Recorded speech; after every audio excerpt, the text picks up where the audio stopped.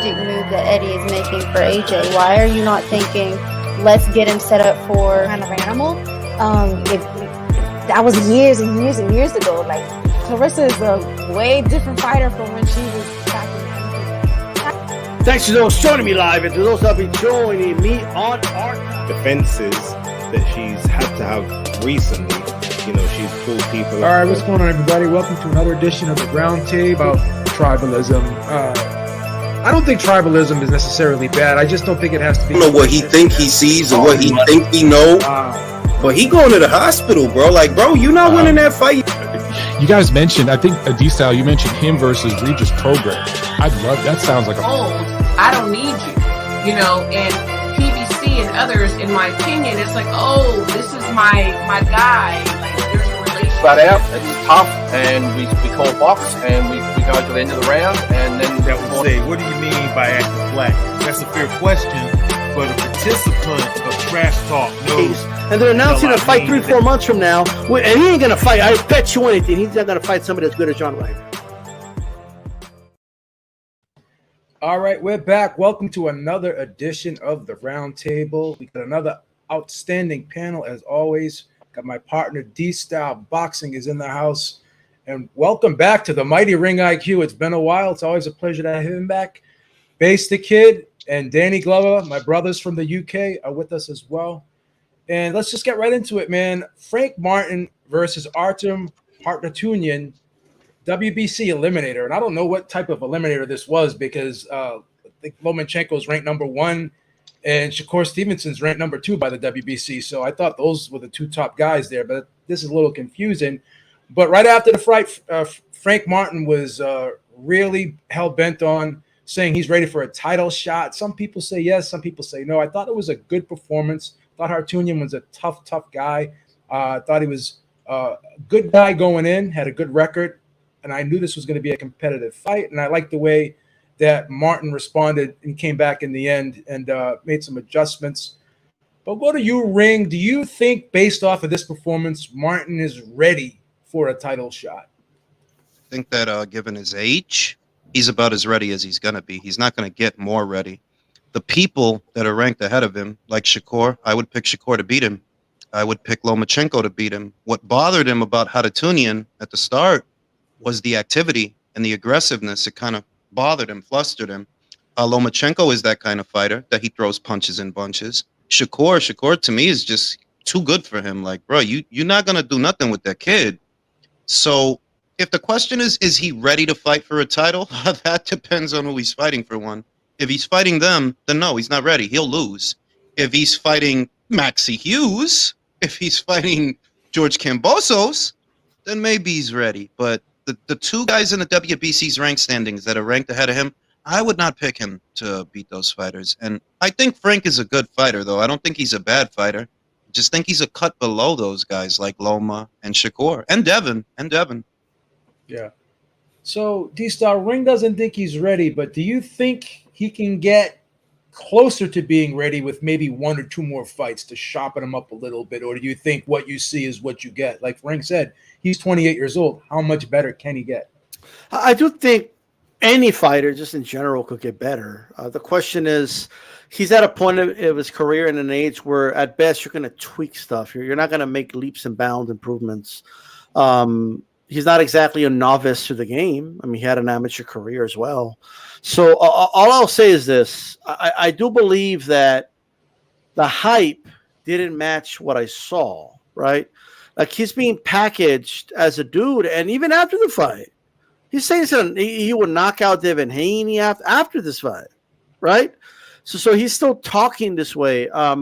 Look, I'm not here to protect fighters or anything like that. If he wants to go ahead and fight one of the top dogs, God bless him. He has every right to try to prove me wrong, but I don't think he beats Devin Haney. I don't think he beats Shakur. I don't think he beats Lomachenko. I have a hard time picking him against Kambosos as of right now even. I think Kambosos might pull it off, actually.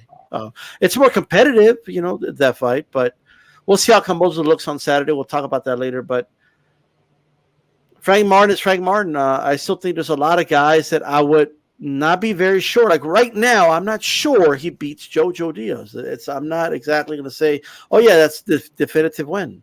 I'm not positive he'll beat even Kid Austin. As much as Kid Austin, Floyd Schofield is unproven. He's still, obviously, we still need to see how he'll look against a JoJo and stuff. But I wouldn't sit here and say, oh yeah, I'm confident he would definitely win that fight. And there's other fighters at lightweight, quite frankly, that I'm not sure he could beat. Jermaine Ortiz. Yeah, I'm not sure he could beat Jermaine Ortiz. I don't know if Jermaine Ortiz will make the weight next time, but nonetheless, right? That'd be a nightmare.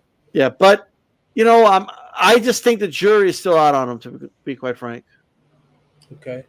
Danny, do you think there's a little bit too much hype behind Martin, or do you think that this was a tough opponent and this was just going to be that way? I just think this opponent was a bit of a banana skin type opponent where, because we didn't know about him, we didn't expect much from him. But because I didn't even know the guy was an Olympic bronze medalist, and being from Armenia, you're gonna have to go through quite a tough draw to even get through there. Coming from the Eastern Bloc kind of region. So this guy, he could box, and he actually had power. I noticed his body shots was winding Frank Martin quite a bit in there, and it took Frank Martin, the right at call when he realized he was down on the cards from Derek James, who kind of pulled him through to get through those last 10, 11 and then drop him in the 12th.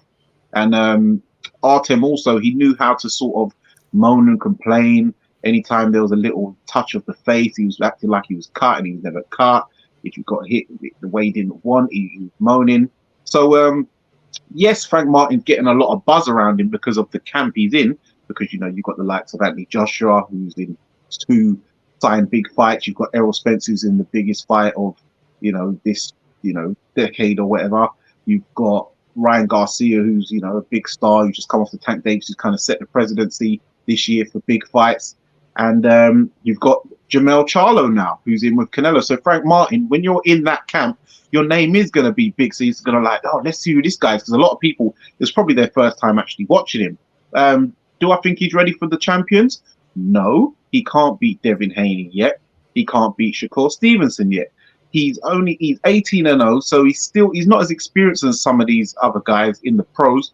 But guys who I would like to see him in with, because it would build his profile, plus gain him a lot of good experience, is guys like Jermaine Ortiz, Abdulayev, Denis Berenchek.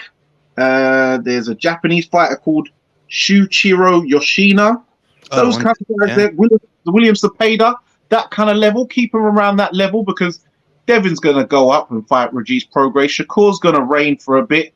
So while Shakur's reigning, you get your bones, and then you get yourself ready. But as of right now, he's not ready. Okay. Base, I'm going to go in a different direction with you. Whether he's ready or not, was this the type of fight he needed, where he showed that he could overcome adversity? Because he had to come back late in the fight. He responded well to the instructions by Derek James. Was this the type of performance that a fighter like him needs in this position at this time in his career? Well, thank you for going in a different direction with me, because I've still actually not yet seen the fight. I'm going to watch it later on. But from all the reports I've heard, yeah, I mean, I guess this is as much of a fight he needed as Boots Ennis needed, Karen Chikatsian, to show that you're not the finished article, you're not, the alpha omega right now. There's still work to be done. And if this is the fight he needs to get him to that next stage, because you don't always have to be the big fight to get you to the next stage. It just has to be a fight whereby you get tested or you learn something new about yourself. If this is that fight for him, then more power to him. And I'm sure this will do him the world of good, because Derek James probably has looked at this and said, all right, we thought you were somewhere just because of obviously the last fight, but maybe we're not quite there now. There's a couple of things we need to sharpen up on. We need to put you back into the system, get you working on X, Y, and Z. And then, after one or two more sort of tune-up, so to speak, then you will be ready to compete at the top level. So, I'd say so. It was probably the wake-up call he needed. He might have been feeling himself a little bit, feeling the hype. So bring him back down to earth, show him that the grind never stops. Okay. I want to jump right into a fight that I'm looking forward to almost as much as I'm looking forward to is Crawford and Spence, and that's Stephen Fulton versus Naoya Inoue. And this is baffling to me, man, because if I didn't know any better, looking at these odds, I would think that Stephen Fulton would not be the champion. He'd be the smaller guy moving up, trying to take on a new challenge here. But the odds makers have this wide. Some websites that I've gone on have this Inoue as high as like a 3.5, almost 4-1 favorite here. And to me, this is a great, intriguing matchup where I can see Fulton pulling this one off. Now, I do favor Inoue, but the way the odds makers have this and the perception of this fight, it's like Inoue is just going to steamroll Fulton. Is it a foregone conclusion that Inoue is just going to move up to 122, be that monster? His power is going to come up with him. He's going to translate well into that different weight class for him.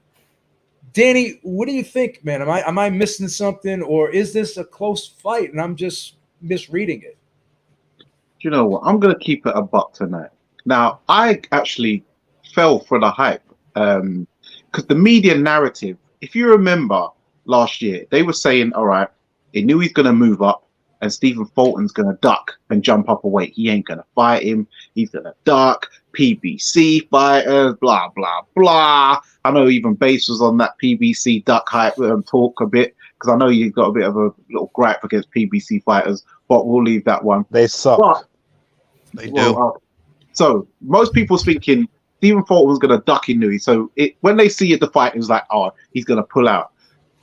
So they thought, okay, Inoue's going to steamroll him. But now once the fight's getting closer and you're actually realizing, cool boy Steph, you know, he's got a lot of skills. So it's like, this fight is a lot closer than people are starting, the odds makers. I remember a lot of these bookies, they don't really watch boxing like that. So they're going by, you know, they'll read a bit of Twitter feeds and stuff like that. So this fight is definitely a lot closer than the odd makers have it.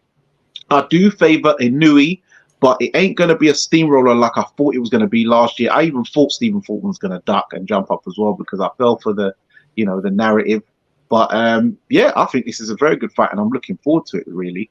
But yeah, Stephen Fulton, he does have a chance to actually outbox Inoue, but you have to remember he's going over to Japan.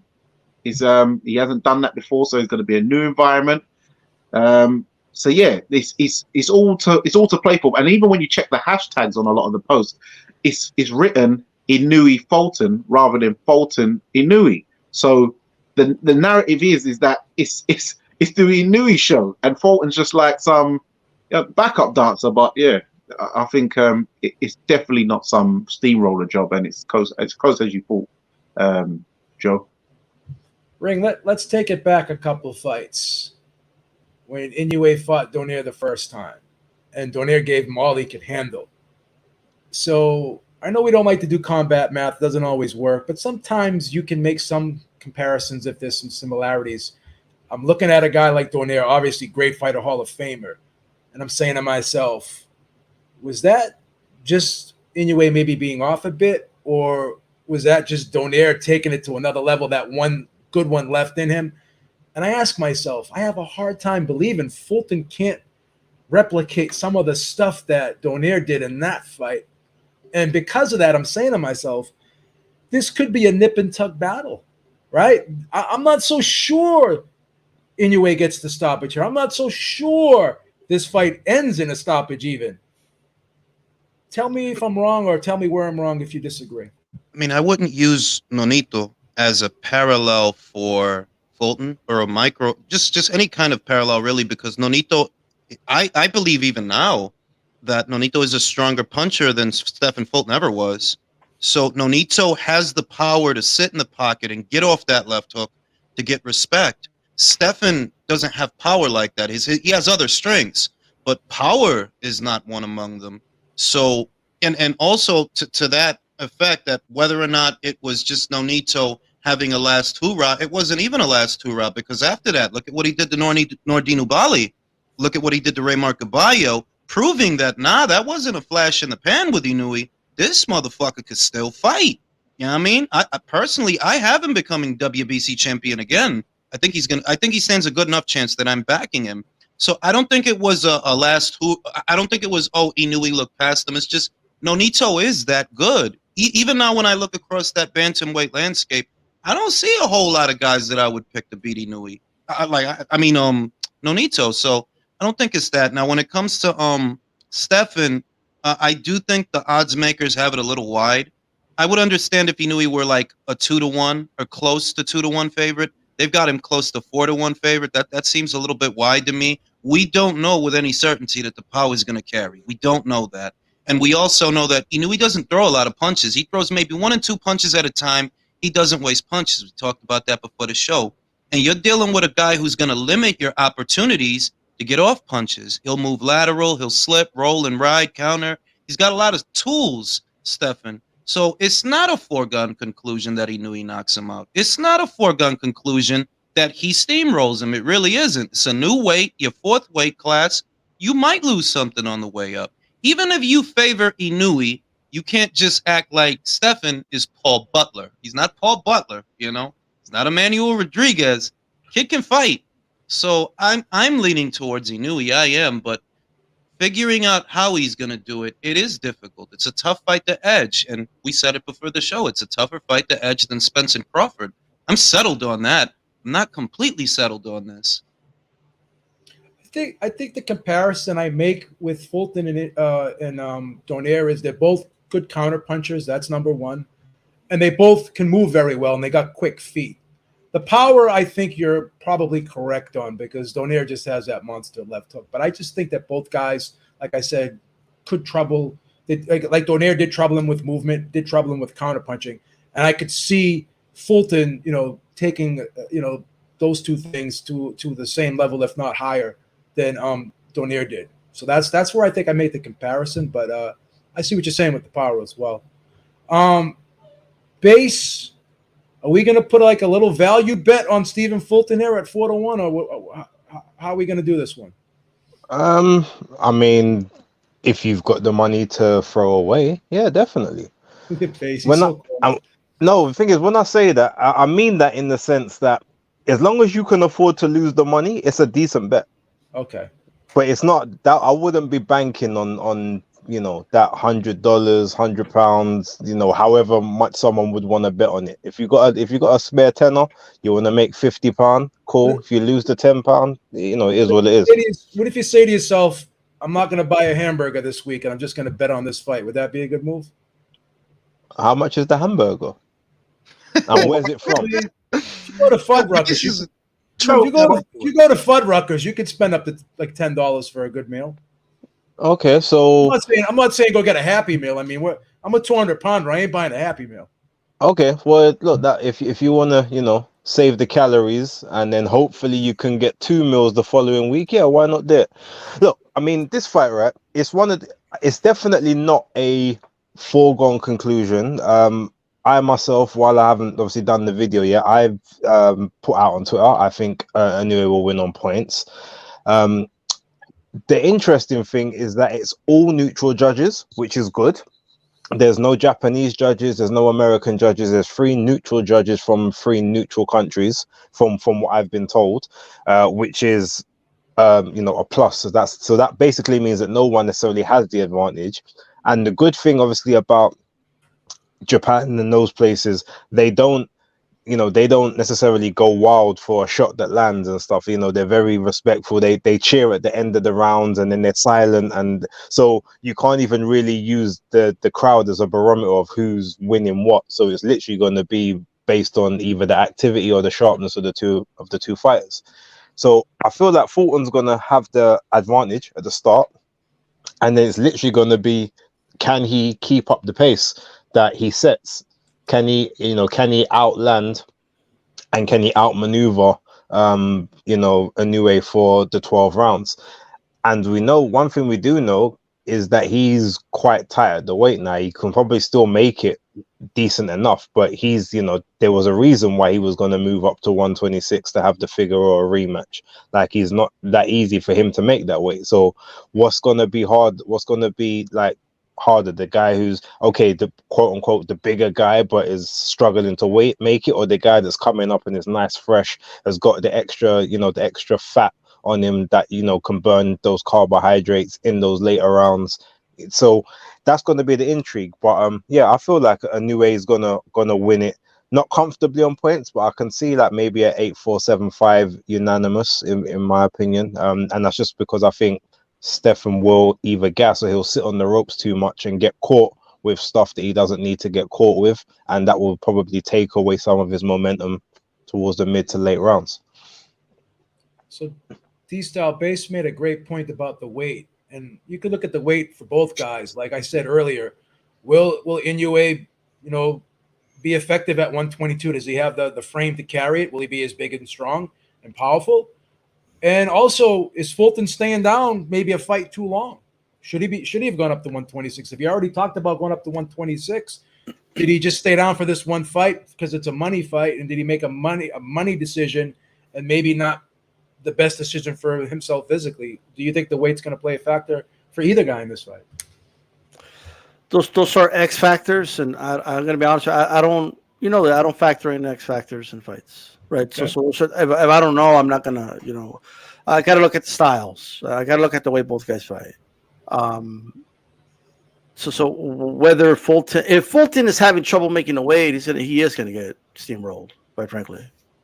So I'm guessing. I'm going to assume Fulton is going to make weight fine, and it's going to be 100%, and I'm assuming that within the way he's going to be fine. Like the reason I'm saying that is he was still a really solid puncher at 118, right?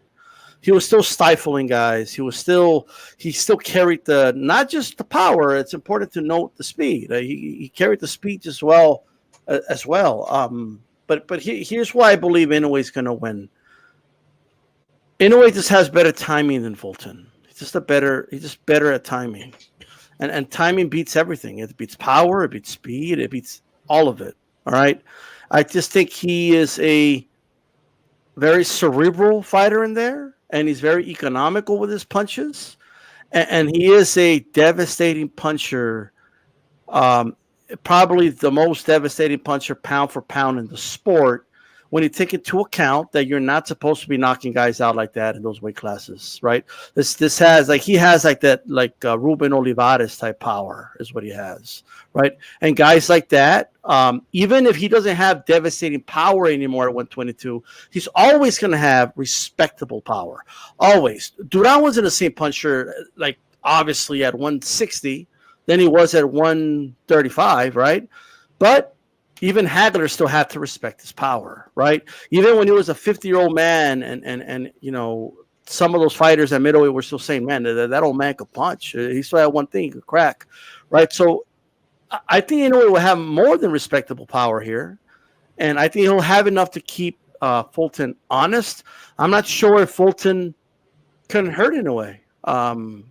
I question if he can. I saw this man take a flush left hook from Donaire several times, not as often as some people claim he did, but nonetheless, he took some. And I saw this man with a fucked up orbital bone, just like a fucking samurai warrior, just blank out the pain and go on to make Donaire squeal and take a knee from a body shot. Okay, this guy is the real deal. That does not mean I'm counting out Fulton. I think Fulton is a really good fighter.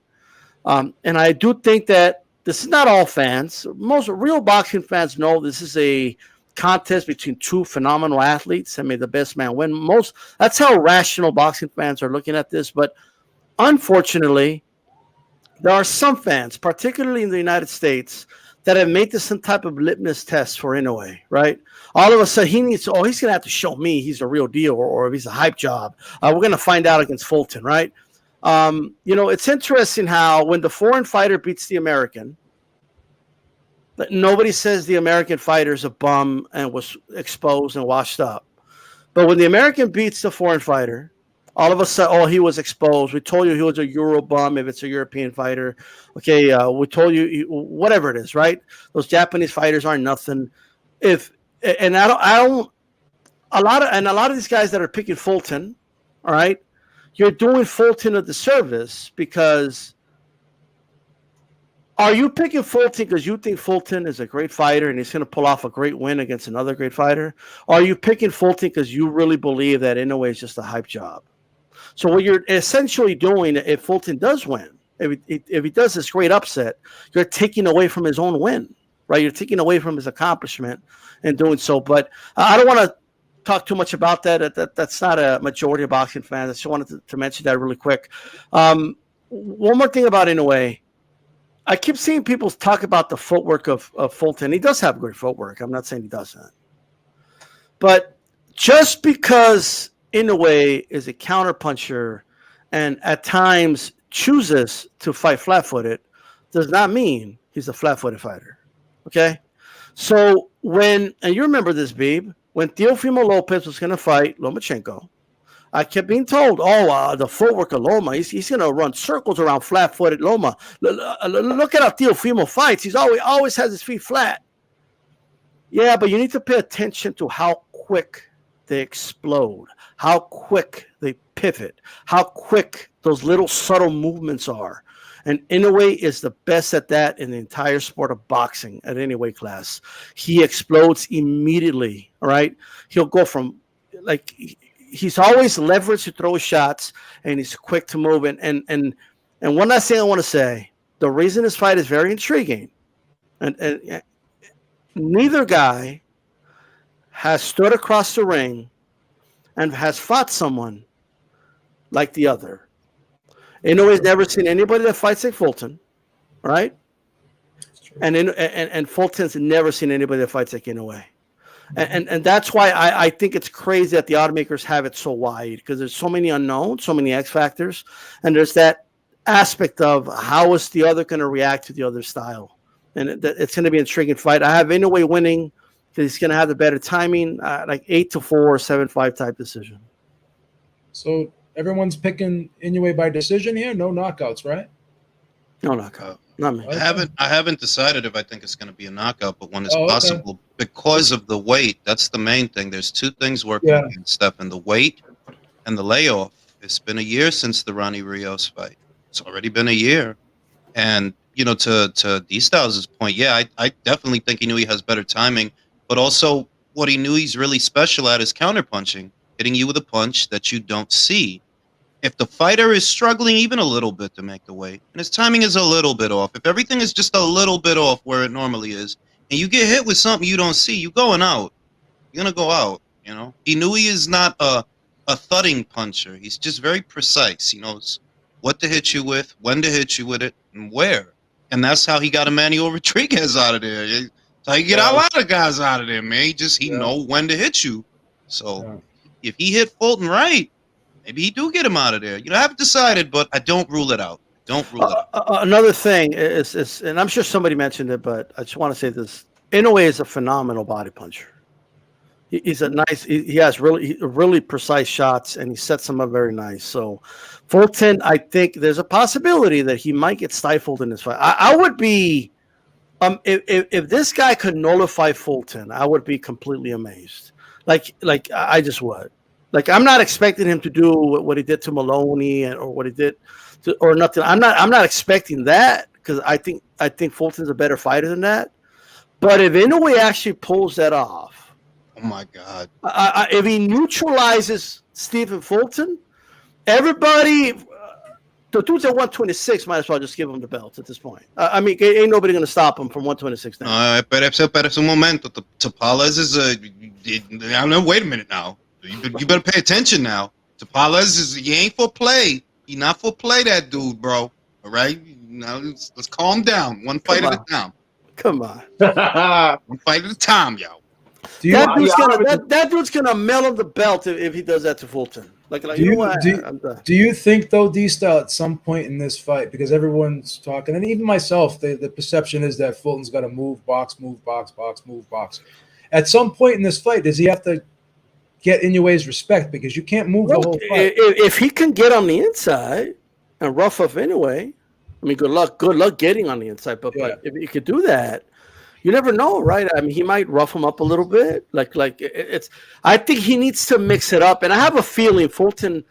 If Plan A doesn't work, Fulton's a smart fighter. They have a Plan B, they have a Plan C. He's also adaptable. He'll adapt to whatever he needs to do. But I believe that like the last 4 rounds, Fulton's probably going to go on survival mode and just kind of avoid getting knocked out, I think. But that's what I see. This is my personal opinion.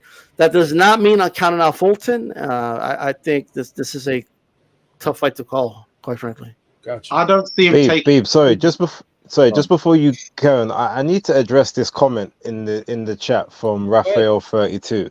It says Fulton has been on a winning streak against real champions and top flight contenders. So what's Inoue been doing? Yeah, I mean that's a very, very ignorant statement, man. I think you got to qualify that.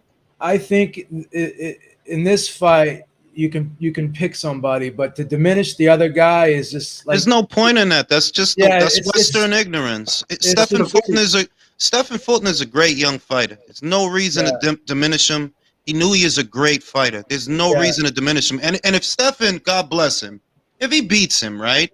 He didn't beat a hype job. You don't fucking become a 3-division undisputed. You don't do if you're a fucking hype job. He just beat a great fighter. And that's what I hate about American boxing fans. Yeah. That's what I hate about the West. That it can't just beat it stuff and beat a good fighter. You gotta be a hype job. Ah, you hateful motherfucker. Just watch boxing by yourself. Yeah.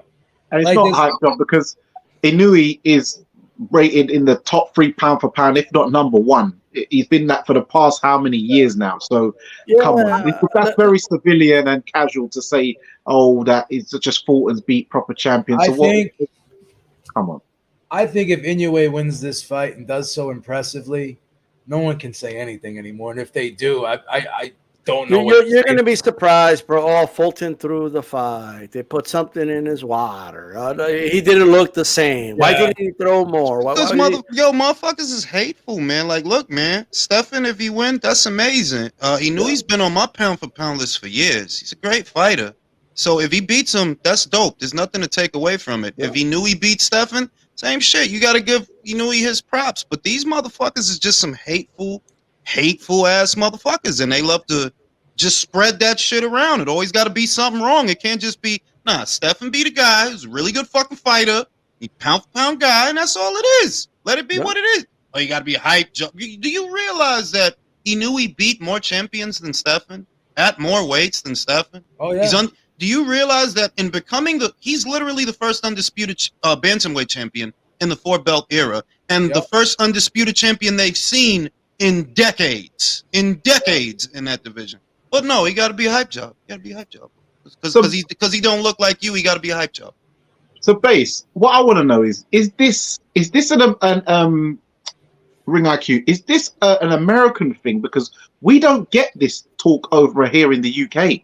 No, it's an American thing. Of course, it's an American thing. It's an American thing. Like it's always been the thing. Like they've done it to fighters in the UK. Oh, Kawasaki, that's why they were so resistant. Kawasaki beat Jeff Lacey. I ain't ready. And then he beats the shit out of Lacey. I want to give you an example. Right, one of my favorite heavyweights. He gets a lot of shit he doesn't deserve. Base already knows who it is. Anthony fucking Joshua. Anthony fucking Joshua beat the fuck out of Charles Martin. He only had fucking 15 fights when he did it. Fast forward a couple of years, Jared Anderson, who I like, he's supposed to be the darling, he's supposed to be the shit. He goes in there with an older, more shop-worn Charles Martin, goes through the gears, can't even stop him. But Anthony has to get all this shit. That was American xenophobia that Anthony was experiencing. Oh, because he from the UK. Oh, like, yo, dog, like, in case you haven't realized, Europe has the heavyweights right now, not America. They've had the heavyweights, actually, for the last 20 years. We've had maybe one guy that was, and I don't even think he's that good, and that's Wilder. You know how I feel about that shit. Not that good. All right? Anthony was getting a lot of, I'm just going to say, Anthony was getting a lot of shit that he doesn't deserve because he's British. No, look, if Stephen Fulton was born in London, and this was a British guy about to go to Japan to fight, same skill set, everything, same fighter, and he's going over to Japan, ain't none of these dudes saying shit about Inoue would even know about this fight. Okay? Like they wouldn't even be talking about it. But since Fulton's from the United States, is an African-American fighter from the U.S., right? somehow now it's like, oh, finally Inoue's going to fight somebody, so I could find out if he's the real deal or not. You know, I don't know. The whole thing's stupid to me. You know, they did the same shit to Tim Tszyu, even though he already beaten the shit out of Cachet, right? But they were still calling him a hype job even after he beat Tony Harrison. Look, they still call Lomachenko a hype job, right? And I'm not the biggest Loma fan in the world, right? But how could he be a hype job if he fought Gary Russell, who was 21-0? The guy's record was 1-1 going into that fight. 1 win and 1 loss against a guy who's 21-0, and he beat him. It shouldn't even been competitive.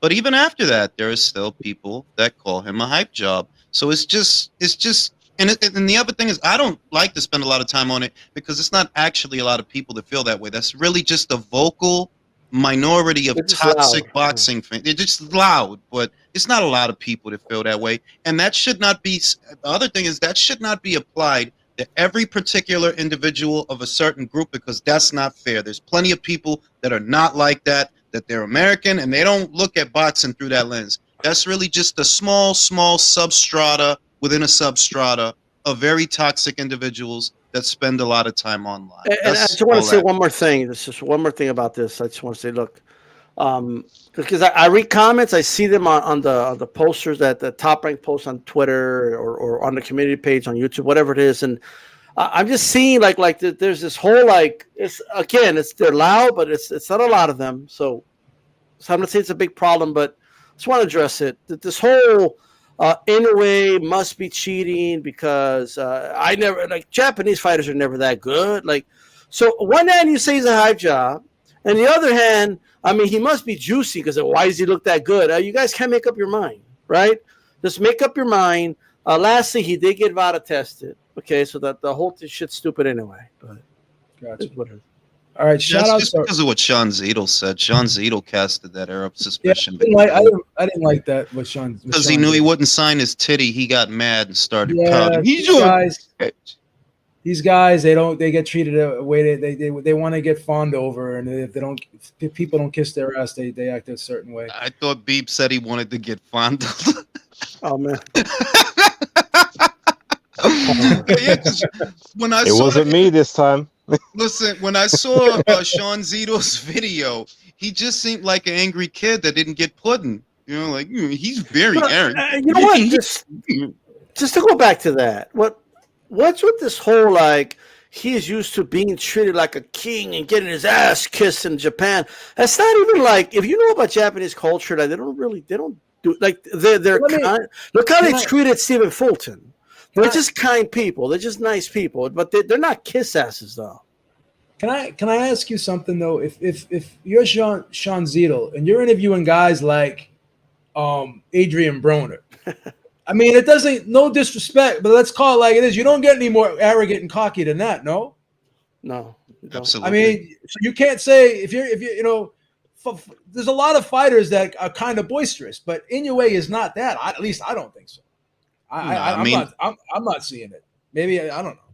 I just when I saw what I saw and he said what he said, I just got the impression that you're on some other shit. You just want an excuse to make. That's the energy that you just want an excuse to make because you're not confident.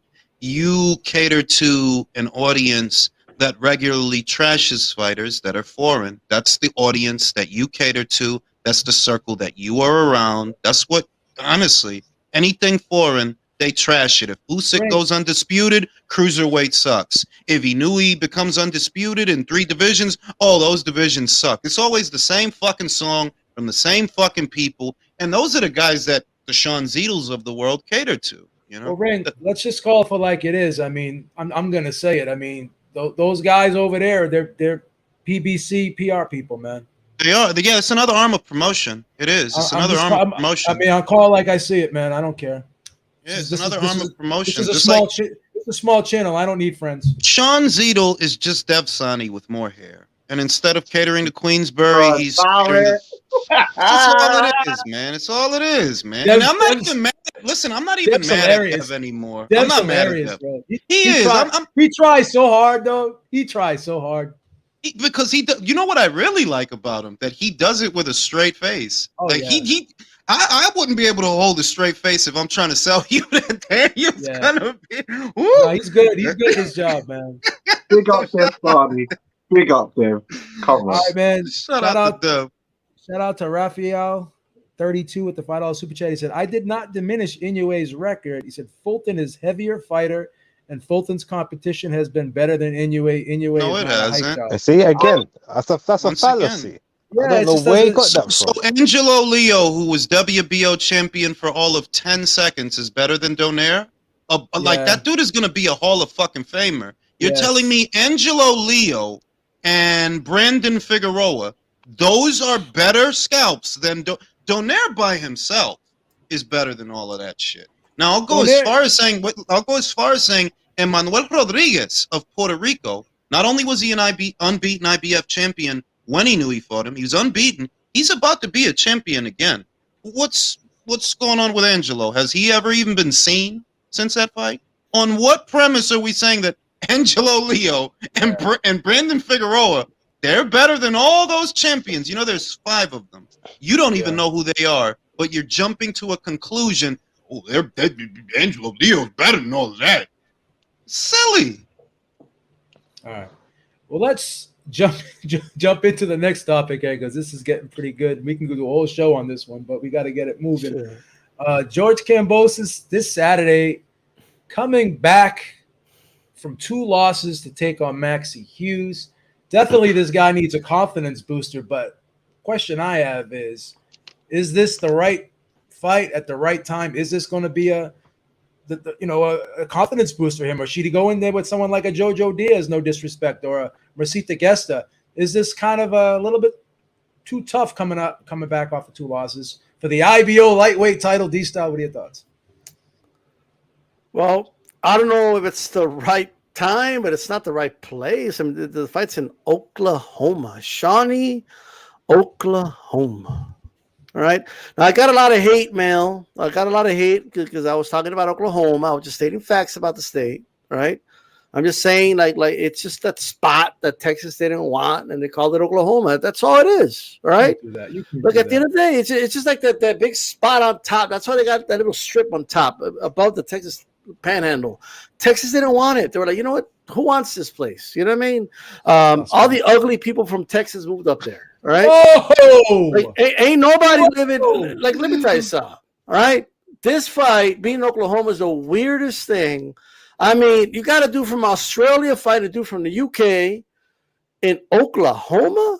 But these you don't understand. They give them a site fee. I know that, genius. I know they got a fucking casino site fee, but it's still stupid. I don't like it. The press conference. I had a friend over there. Half of the seats were empty. They lined up all these seats as if people were going to show up to Shawnee, Oklahoma to watch fucking Kambosos versus and Maxi Hughes just talk on the mic. There was like 5 people there. It was embarrassing.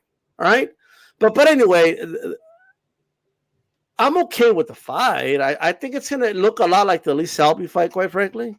It's going to be a long, boring 12-round fight. I think that's what we're going to see.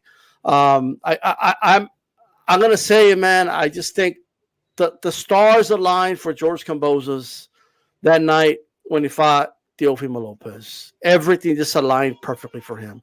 Teofimo Lopez got punched in the chest by the mountain. The fight was postponed how many times? Okay, didn't have an esophagus, couldn't breathe. Almost got knocked out. Like, you know what I mean? Almost got robbed in the cards. But this time the judges decided not to rob the fighter. You know what I mean? Everything just aligned perfectly. Like Teofimo Lopez was a mental case that night. Everything just aligned perfectly for George Kambosos. And then the stars didn't align anymore when he finally got in the ring with a really good fighter. And Devin Haney lost twice handily, and that's that. And Kambosos is the guy that fought Lee Selby. That's who he is, right? A good fighter that, quite frankly, was supposed to get railroaded by Teofimo. It didn't happen. To his credit, he won that fight, but I really doubt anybody would pick Kambosos in a rematch with Teofimo Lopez. I doubt anybody would tell him, oh, I got him for sure. I doubt it, right? With that said, I just think Kambosos will win a very dull 12-round decision. That's what I got. Base. Shout out to Oklahoma. Boomer Sooners. Is George Kambosos going to become a world champion again this Saturday, or is Maxi Hughes going to pull it off, do something that Lee Selby almost did? He was world champion. Is the interim title on the line? This is an IBO title fight, baby. IBO, man. Oh, I forgot about that. Come on, Base. It's been a long week. Allow me. It's the 5-belt era. Just stay next week's gonna get a bit longer. Yeah, don't worry. We're gonna talk about that tomorrow. Just make sure you're ready. Look, I mean, Maxi Hughes is a live dog in this one. He's had a bit of a renaissance in his career as of late. I think Kambosos is the better guy overall, but the levels between the two are not like that far apart. And the thing is, I say that knowing that obviously Kambosos has been a unified champion before, but you know, as you said, it's kind of lightning striking in a bottle. Was that just Tio on an off night, or did Kambosos just have the fight of his life, or was Tio that, you know, that you get that one opponent that no matter what, like the stars just align for you against that one guy? Like, you know, for instance, I'm not going to say this is the same parallel, but Alexander Usyk, for instance, had 5 years. He said, for 5 years, I watched Anthony Joshua, so I knew. You had Evander Holyfield, damn near his entire amateur career, all he did was look and study Mike Tyson. So he knew when I get in the ring, no matter what else happens, I'm beating you. And that may have been Kambosos at that time with the amount of you know, sort of pushback to the fight and stuff. So maybe that was he's just Tio's like heel type opponent. But in terms of this, I think when he gets now with someone who's supposed to be of a similar level, I don't know if you can train as hard as you need to for someone like Maxi Hughes to be on tip-top form. And because of that, it just makes me feel like he might be a bit not sluggish, but he just may not necessarily have the right mentality going into the fight, whereas Maxi will be looking at this like his all or nothing type fight. George, I'm sure George is a bit arrogant enough, again, being a former unified champion, to believe that, well, no, this is a foregone conclusion and I've got big paydays coming up again. Like, I can fight Shakur, I can fight Isaac Cruz, I could fight Tank Davis, etc. Like, to him, like, he's still at that level. Maxi's never been there, so to him, like, yeah, this is be all and end all. So if he's not fully switched on, it could be a very, very difficult night for him. But I do think he'll just about eke it out. I think he'll get a split decision on the cards. Split decision base. Wow. Split decision. So Ring, coming off 2 losses, and usually in a situation like this, you want to put someone in there with a guy that's going to make him look good, right? Mm-hmm. Is this the guy that's going to make him look good? I mean, are we going to do a nice parlay here? We're going to take Hughes, Fulton parlay here. What a payoff that would be if that hits. What do you think? Fight like this, it's not like I have this overabundance of confidence in George. This is a fight where, not to ride the fence, but I do want to see what you got, because you are arrogant. You know, you got up there with Devin Haney, power of deception, secret, some bullshit. It's like, what the fuck are you talking about, guy? Like, what's going on? So he's out of his mind. So you got to look at him with Maxi and say, hey, bro, you got to show us who you really are. And to the point that D-Styles made, which is true, I do look at George. The George I know is the Lee Selby George. You caught Lopez at the right time, bro. Like, that's real. I'm not trying to knock him, but you caught him at the right time. If you fought him again, he would fucking knock you out. All right? This reality. So I'm not going to look past Maxi. Maxi's coming into this thing, I think, hungrier than George. I'm not going to pick Maxi to win, but it's one of them fights where I'm like, nah, you know what? Y'all going to go to points. And George is going to get because they want to put George in there with Shakur. You know, he is the top-ranked fighter. This is a top-ranked show. So, you know, you'll get consideration where you need it. But for George to really show me something like it, you would have to go in there and punch Maxi's head clean off his shoulders. and you've never been a guy to do that. So that's not what I'm expecting. I'm expecting a ho-hum fight and a ho-hum points decision. Okay. Danny, do you have any great expectations for this fight? Because everyone else is telling me this is going to be like taking a Unisom before going to bed. Yeah, I see D-Star says it's going to be a snooze fest. It could be a chess match, but what I have noticed is that George Kambosos, even though he's not really a power puncher, he is quite an explosive puncher because he is a sharp puncher. And Maxi Hughes, he has shown in his last few fights that he's upset the apple cart a few times. So i.e., he beat James Tennyson, who Johnny Nelson went on record and says he thinks Giovanni Strapon, who knocked out James Tennyson, he said that James Tennyson could knock out Gervonta Davis. That was a horrendous. I remember that. horrendous. Oh, mate. Then he beat Ryan Walsh, who's a competent, fundamentally sound, decent footwork fighter. Maxi Hughes beat him. And then he beat the very tricky Kid Galahad. So he's shown he can beat a man with good footwork. So George Kambosos has good footwork, but Maxi Hughes has shown he can deal with those type of fighters. So this could, if he boxes the right strategy and the right game plan, he could pull it off. But I do have George Kambosos winning on points in my accumulator coming up this weekend. But I think it will be a decent fight. I don't think it's going to be a snooze fest. I think George Kambosos is going to bring the action. I think he's going to force the pace because coming off of 2 losses, he's a man with a lot of pride, the art of war, baby. So he's going to have to bring the heat, I feel, and he'll make a fight of it. He won a split decision against a washed-up Mickey Bay. I'm just saying that's who he is. Look, it's like the Fast and the Furious. Winning is winning, right? Okay, I get it, but no, there is a difference between winning by an inch or a mile. There is. I don't give a fuck what that movie says. That does matter, right? So he won by an inch against Mickey Bay. He struggled in that fight. In fairness, I don't think the Lee Selby fight was that close in terms of it shouldn't have been that close. But technically speaking, he won a split decision. I mean, and it was a boring ass fight. We're both on the same live, baby. You were falling asleep. These are the world champions. Come on, man. It gets a bit tougher at the top. I had to pinch myself with needles to keep myself awake during that fight, man. I mean, I'm just saying. No, I'm just saying. Like people think he's that dude at the Garden Theater that beat up on Teofimo Lopez. Like they think that's who he is. But that was asthma that beat up Teofimo. Yeah, I did. Like bullfighters when they go against the bull, like the bull's already compromised, right? They tie its fucking balls. They stab him up a little bit. They stab him up a little bit. Like that's what he did, bro. Like the matadors, he already had the knives in him, shit, papa. You know what I mean? Yeah, dad's drunk in the corner. Yeah. So it was set up for him. You know what I mean? It was, and then sometimes the bull gets the matador still. That's what Teofimo did late in that fight. He still caught his ass. Almost knocked him out. Now I'm not trying to take away from, even though I kind of am, but I don't want to. You're taking away. But because at the end of the day, it's not his fault, right? He's just a fighter. He showed up to fight. Like if Theo wasn't ready, he wasn't ready. So he still has that accomplishment. Like no one could take away the trophy case, right?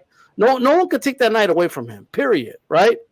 But all I'm saying is I need to factor that in future fights. So he's that dude that fought Lee Selby. Like that's who he is. That's who he is. So D-Styles, can I ask you something? Yeah. Are you trying to say that George Kambosos is a Oceania bum? No. Nah, he's not. He's a world-class fighter, but he's not at the level of the Lomachenko. He's contender level. He's not he's content. Like, is he a serious contender? Absolutely. He's a serious contender. But in the hierarchy, do I think he would beat, let's say, William Zepeda? No, William would beat him like a drum. Do I think he would beat Jermaine Ortiz? Sometimes the unlikely happens, and I honest to God do believe the unlikely thing happened when he beat Teofimo Well, Lopez. let me ask you this: do you think he would have beat Teofimo Lopez if the mountain didn't break Teofimo Lopez's esophagus? No, Absolutely not. I think that I don't think so. honestly, that's what I think. That's what beat Teofimo: asthma, air in the lungs or air in the chest or wherever. It was. The guy had a broken esophagus going into that fight, man. look, when you Nah, have a I think- doctor, you had a doctor. No, I saying think what beat Teofimo in that was the delay to the fight 3 times. That's what I think. Which he beat- caused. Yeah. Which he Yeah. caused. And then base, he got bored, and he let the mountain punch him in the esophagus and break his esophagus. No, but also Yeah, what beat him is him saying that this fight's going to end in the first round, and he ended up Look, getting. here's the beautiful thing about boxing. Look, he might go out there and beat the shit out of Maxi Hughes in 4 rounds, knock him out, and then you know I got to eat crow, right? I just don't think that's what he's going to do. It's not gonna I think it's going to be a decision win. That's why we watch. I agree. That's why we watch to find out. But I mean, Kambosos just ain't that big a puncher, and Maxi is on a hot streak, you know. So he's motivated. He's going to be in there with somebody that's fighting with spirit. I think Maxi is fighting with spirit. So you know, we'll see what happens. But to answer your question, Danny, like I would just define him as a world-class boxer. That's what he is. Like a fringe contender, maybe. He's a world-class contender. boxer. He's a contender. He's a world-class fighter. Who would you rank him in the top 10 ring? Would you put him at the bottom or in the middle? Yeah, at the bottom, like at 9. Okay. I mean, like you just got to think. Okay, I don't have a high opinion of Isaac Cruz, but how confident are you that George would beat him? I don't think George beats him. Look, here's the thing, bro. There's I haven't looked at it in years, but I think there's 2,000 lightweights in the world. Okay, he's top 10. He's obviously a world-class fighter. You know he's what I mean? top 10. That's fair. That's fair. All right. A lot of people, after I heard this news, I was thinking about a lot of people that were chomping at the bit, talking a lot of trash. Why did Regis sign with Matchroom? And now I'm hearing Barboza is going to leave Top Rank, and I'm also hearing that Jose Ramirez may be leaving as well. So this is kind of weird to me that the junior welterweight division is kind of like wide open right now. There's a lot of moving parts right now. You got Devin Haney, you don't know what he's going to do. You got Barboza's leaving Top Rank supposedly, as it was reported. Big question is where does an Arnold Barboza go now? Does he go to PBC? Does he go to Matchroom? Will he get that Prograis fight, or will Devin Haney get that Prograis fight? We're gonna talk about that later. But this kind of just shakes things up a little bit and makes a lot of people look bad, because if Ramirez follows Barboza, then it would have been no man's land over there for Prograis, in my opinion. I don't think Tio probably would have fought him. Doesn't seem too enthused about that. He could have had that fight, but I don't know, Ring. What do you think Barboza does next now? Well, it's not a clean break. Top Rank has options on him for 6 months. They have matching options. So, you know, if he goes to a Matchroom and maybe they don't really like what's going on at Matchroom, they could still go back and, you know, see what's going on with Teofimo, because Teofimo's going to need somebody to fight too. That's the other thing. It's not like I thought that Devin and Teofimo was about to be a thing, but then this Regis Prograis conversation starts, and that's like, okay, well, if Devin's fighting Regis, potentially Teofimo's, you know, the next 2 guys in line via the WBO are Arnold Barboza and Jose Ramirez, and any one of those fights are fights that could still happen. It's not a clean break yet, and when you evaluate, well, what's really out there for Arnold Barboza? If he went to Matchroom, the fuck they got for him? Regis about to fight Devin. The fuck you about to do? Fight Jack Catterall? What are you about to do? If you think about going to the PBC, Rolly not going to fight y'all. Not that Rolly wants to, but he can't anyway. He got to fight O'Hara. So what, y'all want to die? Y'all want to go fight Subriel? You want to go to the hospital? You want to get a brain damage? Die? Right? It's like he might not go. They might be like, all right, we going to look around. We'll be right back. And then come right back. Like, yo, nah, ain't nothing out there for us, bro. We going to stay right here. Yeah, because I heard that he can shop himself around, but Top Rank has a right to match whatever offer he gets. So do you think this is kind of like a power play for him, or what do you think the whole? Absolutely. Okay. For more money. Okay. So he's just so you think he'll stay with Top Rank? You think he'll stay with Top Rank, and he's just kind of trying to bump up his pay a little bit here. Yeah, because I mean, look, Lopez didn't want to give him the time of day before, you know, and they might try to fuck him on the money, right? Arnold Barboza's not nobody that you got to pay an arm and a leg to get him in a ring, but he's just shopping himself around to see what's out there, exploring his options, because it's not like the mandatory's about to be ordered anyway. To my knowledge, the WBO is not about to order a fight between Teofimo and Arnold, not yet. So, you know, Teofimo's going to take his time. He might make him wait. And he says, well, I want to be in a big fight now. So let me see if I could go find one. If I can't, then I'll come back top rank and, you know, I'll do some shit, you know. So I'm just not married to the idea that he's done with top rank already, because it did say they have 6 months on him to match whatever somebody offers him. Yeah, so we'll see. The offer. They can match the offer. Do you agree with Ring here, D-Style? Do you think Barboza is just trying to, you know, shop himself around and see if he can get some more money out of Top Rank? What do you think? I don't know, because I don't know if leaving Top Rank is the right option if you're going to do that. Look, I just think he got frustrated that even though he was under the Top Rank banner, right, he couldn't get any of these fights with his Top Rank fighters, right? Yeah. That's what it is. He just got frustrated, right? And you know, sometimes the energy you put out in the universe has a funny way of coming back to you, okay? This is the guy that was lecturing, him and his manager, by the way. No offense, but they were lecturing Regis Prograis, okay?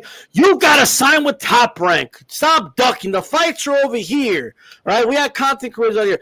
Sign with Top Rank. What are you doing, Prograis? Are you dumb? The fights are with Top Rank, duh, right? And this whole idea that, Prograis was offered, he was going to get, you know, Barboza, Ramirez, like as if a dude could sign with a promotional company and they could promise him these fights. That's not how it works, all right?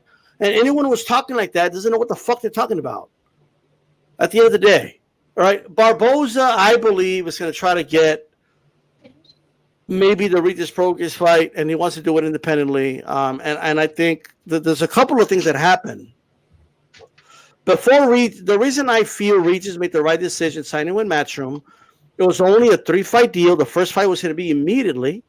He was actually going to fight Paro from Australia, which was going to be a much better fight, okay, and he was actually a good fighter.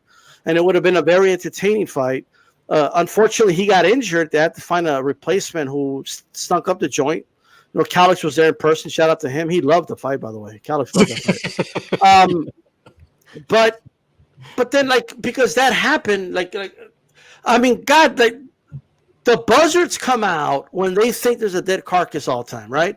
Oh, see, look, he fucked up by not going to Top Rank. Oh, what do you mean? Like Barboza just left. Ramirez is talking about leaving.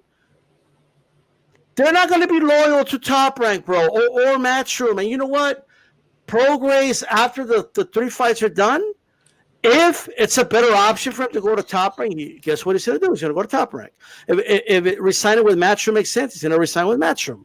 But here's why I think it was a good decision. Matchroom had just renewed their deal with DAZN for 2 years. I believe it was 2 years, but they had just renewed the deal. So that means that they have money. That means they're going to have money to offer Prograis opponents. Barboza knows this. So now, okay, I'll leave Top Rank. I don't got to give a cut to Bob, and I'll go straight to the source. And I think that's what he's going to try to do. I don't think we're going to see Haney versus, Prograis. I don't. If I'm wrong, I'm wrong. But I don't think that's a fight we're going to see. It's fluid. One of them might leave, and one of them might stay, because it only makes sense for one of them to stay. You know, Ramirez versus Lopez is viable if Lopez isn't fighting Haney. If Haney is fighting Prograis, then if you're Barboza, you go to Matchroom. Ramirez stays over there at Top Rank. Maybe he fights Lopez. And the same is true in reverse. The whole thing is fluid because it's all centered around who's going to get Haney and who's going to get Lopez. Yeah. You know, it's all centered around that. So there's I think Regis made the right decision for more reasons than one, because it's a short-term deal. It's not like he's locked in for 5 fucking years. It's 3 fights, and one of them happened already. It's 14. It's a 14-month deal. He has to get. They guaranteed him 3 fights within 14 months. Yeah, and here's a kicker. It's a no-brainer. at the end of the day, even though none of us, I don't think anybody, if I'm wrong, maybe one of you loved it, but nobody liked the replacement. But the fact that he has a promoter that can get him a replacement in such short notice, it's a big deal, right? He didn't have that before, right? Only companies like Top Rank, Matchroom, so only someone like that. I don't even think Golden Boy could find you a replacement that quick, quite frankly. So I just think he made the right choice.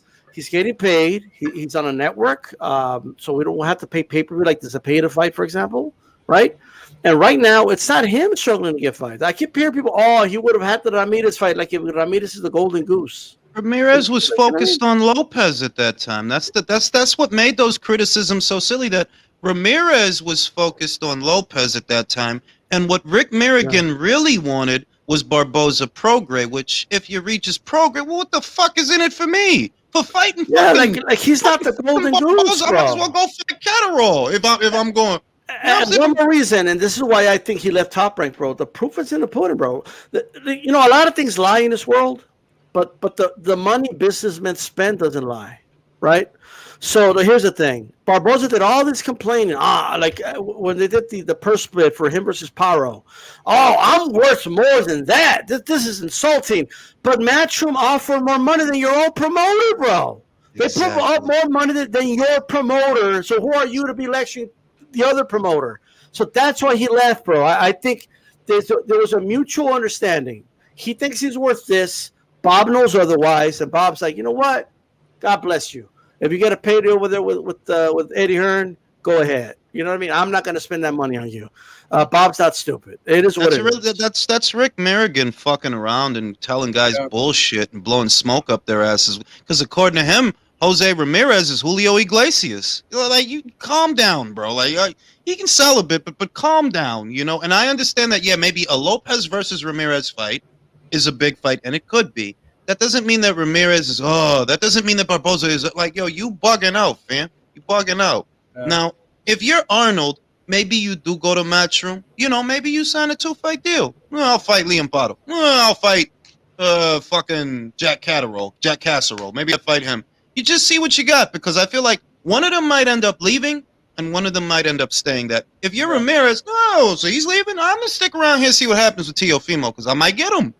Maybe you get him. That's a good point, Ring, because if one of them goes, that's one less they have to compete with to get Teo. I see where you're going with that. That makes sense. So we'll see what happens. But the catalyst of it all is, okay, what is Devin going to do? Because if Devin fights Lopez, that means Lopez is not available to them. If Devin fights Prograis, okay, then that means Prograis is not available to them. It's all centered around what is Devin going to do now. What's the bigger fight, though, Ring, money-wise, do you think? Do you think the Teo fight's bigger? It's way bigger. Yeah, Devin versus Teofimo is a pay-per-view. No, I'm saying for Barboza. Do you think, or for Ramirez? Let's say Ramirez. What do you think is better for like a bigger fight for Ramirez, Teo or Regis? Probably Teo. Probably Teo, right? Probably Teo, right? Definitely Teo.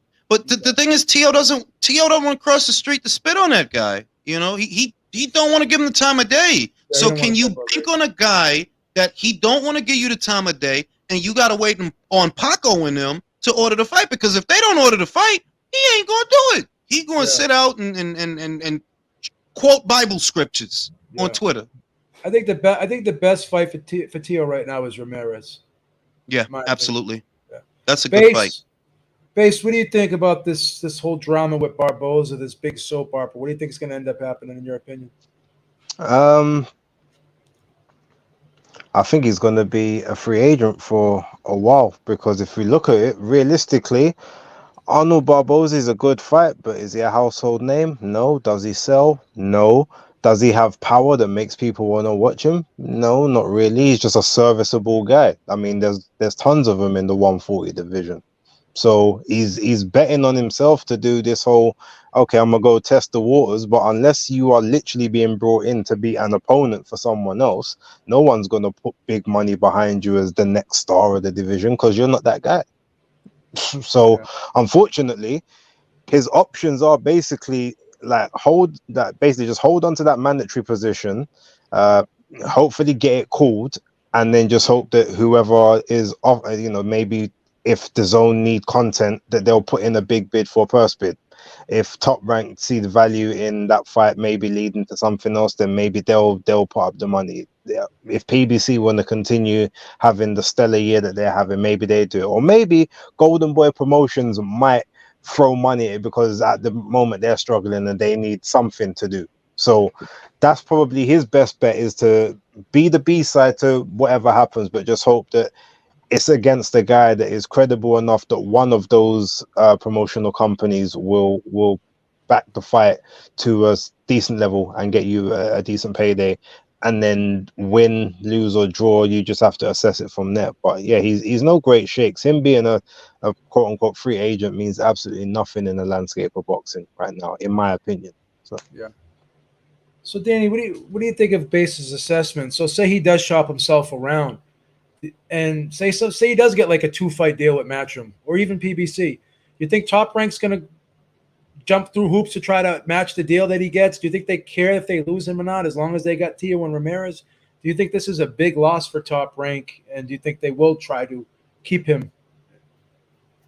No, because Bob Arum, he's very famous for talking about how much money he loses on fighters, etc., etc. I don't make no money, and I don't think he's making money on Arnold Barboza, because this was actually the subject matter which I was like, this doesn't really move me, because I've watched Barboza a few times, but he's not someone who's really on my radar, because you got to remember he's not had a win inside the distance in over 4 years now. So he's not a guy who, as Base said, he's not a guy who's exciting like that. He's not even done a 12-rounder before. He's only done up to 10 rounders. He's done 6, 8, and 10s. So he's not even done championship rounds before. So he's just, as you said, he's a contender, but he's still yet unproven. So he's still got a few guys to even fight. So when you're talking about the 140 division, which is very deep, and he's got guys at 135 who are, basically bursting at the seams, who are about to come up anyway, he'll get drowned out anyway. So it's probably best, I personally think, if he doesn't go match, it's probably best he does go to Golden Boy. That way he can get a bit more priority and looked after, and then he can get thrown in with some Matchroom guys or some of the other allies that Oscar De La Hoya has friends with in that division. But yeah, so guys, I had a few names of guys he could potentially fight. There's guys like Sandor Martin who he could fight. He could go over to Japan and fight Andy Hiraoka. There's Gary Antoine Russell. There's Richardson Hitchens, Steve Spark. So there's guys he can fight at 140. Obviously, he's not ready for the top guys, but yeah, there's guys he can fight whilst Golden Boy, and then get a title shot. But he definitely needs to test himself at 12-round level, because he ain't done that yet. Okay. Calix, is Arnold Barboza overplaying his hand here? What do you think happens? I don't think so. I think he's got some leverage. Now, he is number 7, according to Ring Magazine, overall, number 6 contender. So he's in the top 10. I understand he doesn't have a 12-round fight yet, but he's a fun fighter. And yes, he could be using this as leverage to get a match by Top Rank, but I saw an interview with him yesterday, and I don't think too many people saw it. It's a small channel, not too many Twitter followers from the channel. And he's saying he wants Regis Prograis, and he's believable when he's saying it. He said he wants that fight. He's following Regis to Matchroom, and he hopes that he can get that fight. I think what's happening here is a lot of dominoes are going to start falling when Devin Haney chooses whoever he wants to fight next. So if Devin Haney decides, I want to stay at 135 and fight the Lomachenko rematch instead of going up to 140 to fight Regis Prograis, I think they're going to overpay. I think Eddie will overpay Barboza. He wants to build up that American stable. And the reason I think he's going to overpay Barboza is to get the Regis Prograis versus Barboza fight next, because he does not want to put Prograis in there with another stinker of a style. You can't put him in there with Zarilla and then Catterall back to back. Catterall is a walking root canal. Even if you win that fight, you're going to look terrible doing it. He's going to make you look terrible. They cannot have back-to-back bad performances by Regis Prograis. and they want to get him a reputable name in the top 10 to fight. That's stylistically good for him. And Barboza is stylistically good, stylistically made to order for Regis Prograis. He's going to be there to get hit. Regis Prograis likes guys he doesn't have to go find. And those type of guys are Barboza, Jose Ramirez, those type of fighters. Zepeda, those type of guys. And they're not the Zorillas, the Catteralls, guys like that. So I want to see what Devin Haney does first, and then we'll decide what happens after that. But I actually think that there's a good chance of Devin Haney versus Regis Prograis if he decides to go to 140 instead of staying at 135. But we'll see. Okay, gotcha. All right, I want to shout out Remy. He says, evening. Thank you for this $2 super chat. Appreciate that. So this is the perfect segue into the next topic, because I read this article on Boxing Scene the other day, and it says that the WBC is issuing a deadline. July 21st is the deadline for Devin Haney to make up his mind on whether he wants to fight Regis Prograis for the 140-pound title or fight Shakur Stevenson. He's the mandatory now at lightweight, WBC mandatory challenger. So he's got to make that decision by July 21st, which is actually tomorrow. So it'll be interesting to see what he decides to do. I kind of have a feeling that he's gonna move up and fight Regis Prograis, but I'm not 100% on that. But I think I'm leaning towards that if I'm a betting man. Calix, what do you think that Devin Haney's going to do? Do you think he's going to move up to 140 and fight Prograis, or do you think he's going to take on Shakur Stevenson right now? I highly doubt he's going to fight Shakur Stevenson. What do you think? So it'll be either Regis Prograis at 140 or Lomachenko rematch at 135. That's what I think we have here. Oh, so you don't think? Well, they're saying that he has to decide on Shakur. No, I understand that, but if the rematch with Lomachenko happens at 135, it's not going to be for undisputed. It's just not because he's not going to fight Shakur. It's not. Oh, I see what you're saying. Okay. So it won't be for all the belts. It's definitely not going to be the WBC, and then they petitioned the WBO. I'm not sure what ended up with that, or if there's been a ruling on that yet. But Shakur is showing what you're supposed to do to a team like a David Benavidez, who they're not out petitioning, right? You put pressure on the champion, and you force them to make uncomfortable decisions, right? Correct, and of course, the WBC is all over the place, right? Inconsistent, hypocritical. They're allowing a dude to sit on a belt for 762 days without fighting, open-ended because he's going through a divorce or whatever. And then they're putting pressure on this champion over here who's undisputed. It's not a good look, but it is what it is. I'm glad Shakur is putting pressure on him. I like when we get things moving fast. Let's get these things moving fast. Strip the dude, make him vacate, whatever you got to do. Let's get things moving. But he's not going to fight Shakur. It's just not going to happen. So if he stays at 135, it would be against Lomachenko for not all the belts, or he's moving up to 140 to fight Prograis. That's it. That's the move, but it's not going to be Shakur. But I'm glad to see them putting pressure on this. And this is how fighters are supposed to behave, by the way. You got fighters around these weight classes showing us how fighters should behave, right? It's Teofimo going up, taking on Josh Taylor. It's Devin Haney defending against Lomachenko. It's Shakur Stevenson putting pressure on them to get the fight because he wants to fight. And then you got other examples, right? The Benavidez's, the Tank Davises who are sitting on the side and saying, you know what, I'm going to sit back and let the belts become vacant. You know, the Boots Ennis's, the Stanionis's, the Virgil Ortiz is waiting for belts to pop open. These are fighters putting pressure and fighting for real belts, and that's good to see. Okay. Base, what do you think Devin does, man? You think he goes up to 140, or do you think he stays at 135? I think, pardon my French, Devin does whatever the fuck he wants to do. He's undisputed. You know, he beat Loma, take the 12th off, you know, and that's just what happens. So when you do that, you get to do what you want to do. And to be honest, the thing is, the WBC, yes, it's good that they are being put, they're being put pressure on. Okay, look, hurry up, we want what we want. But ultimately, remember, Devin, undisputed. He robbed him. WBA, WBO, IBF. WBC. beat Lomachenko, you know, quite comfortably. Went to Australia twice, you know, beat George Kambosos. You know, he cleaned up that whole franchise foolishness as well. So we have to thank him for all that good stuff. So at the end of the day, when we look at it, you just gotta say to yourself, he might go the WBO route, he might go WBA, he might go IBF and say, you know what, let me take on Subriel. Now I don't think he's gonna do that. But he's got options, like so. The WBC trying to put pressure, and he can say, "Screw you!" Like you're inconsequential in this particular instance, especially when you try to quote unquote say that I had the baby belt. You know, you tried to co-sign that undisputed foolishness before when I had your championship, and now you're going to tell me what I must do, and you're giving me a week to do it. Yeah, but I'm WBO super champ, and guess what? That fight makes me a lot more money than your belt is going to make me at 135 or 140 next.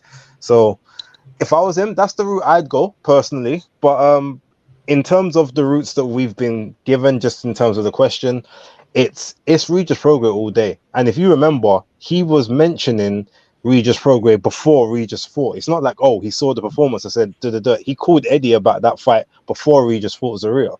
He did. So he already had that in his sights, you know. So after he took care of his Loma problem, he, took care of it, just, beat him nice, clean, good 8 rounds. He said, yeah, cool, we'll do what we do. 116, 113, Devin Haney, it was good stuff. We enjoyed it. Great fight.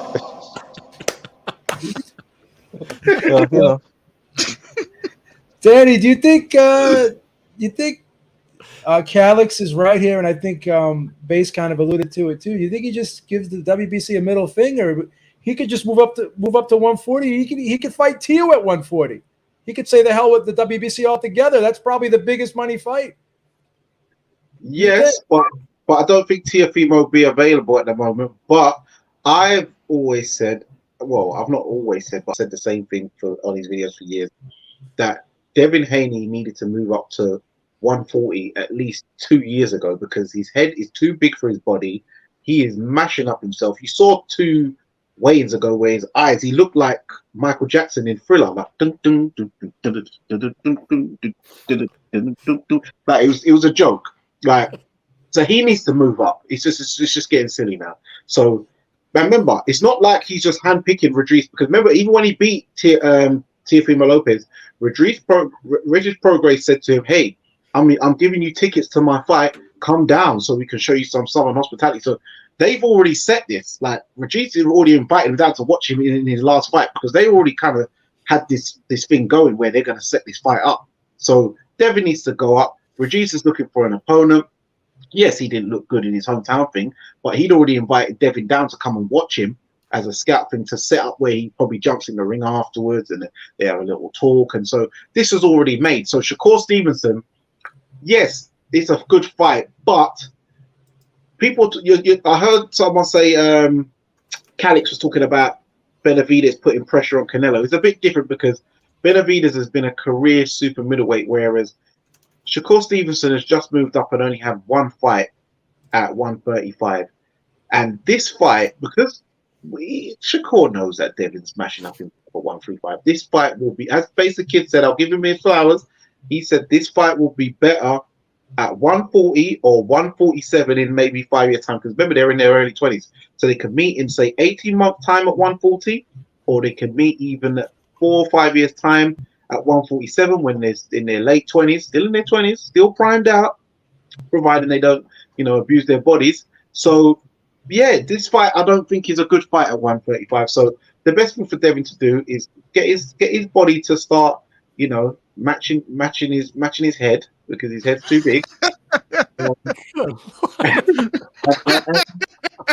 Reduce progress, and also hopefully he gets this charge sorted out where his security is not owning up to being a licensed gun holder, so he needs to sort that out as well. That's a little bit strange. But yeah, Regis Prograis is the way forward, man. Forget Shakur Stevenson. He can take over the division next.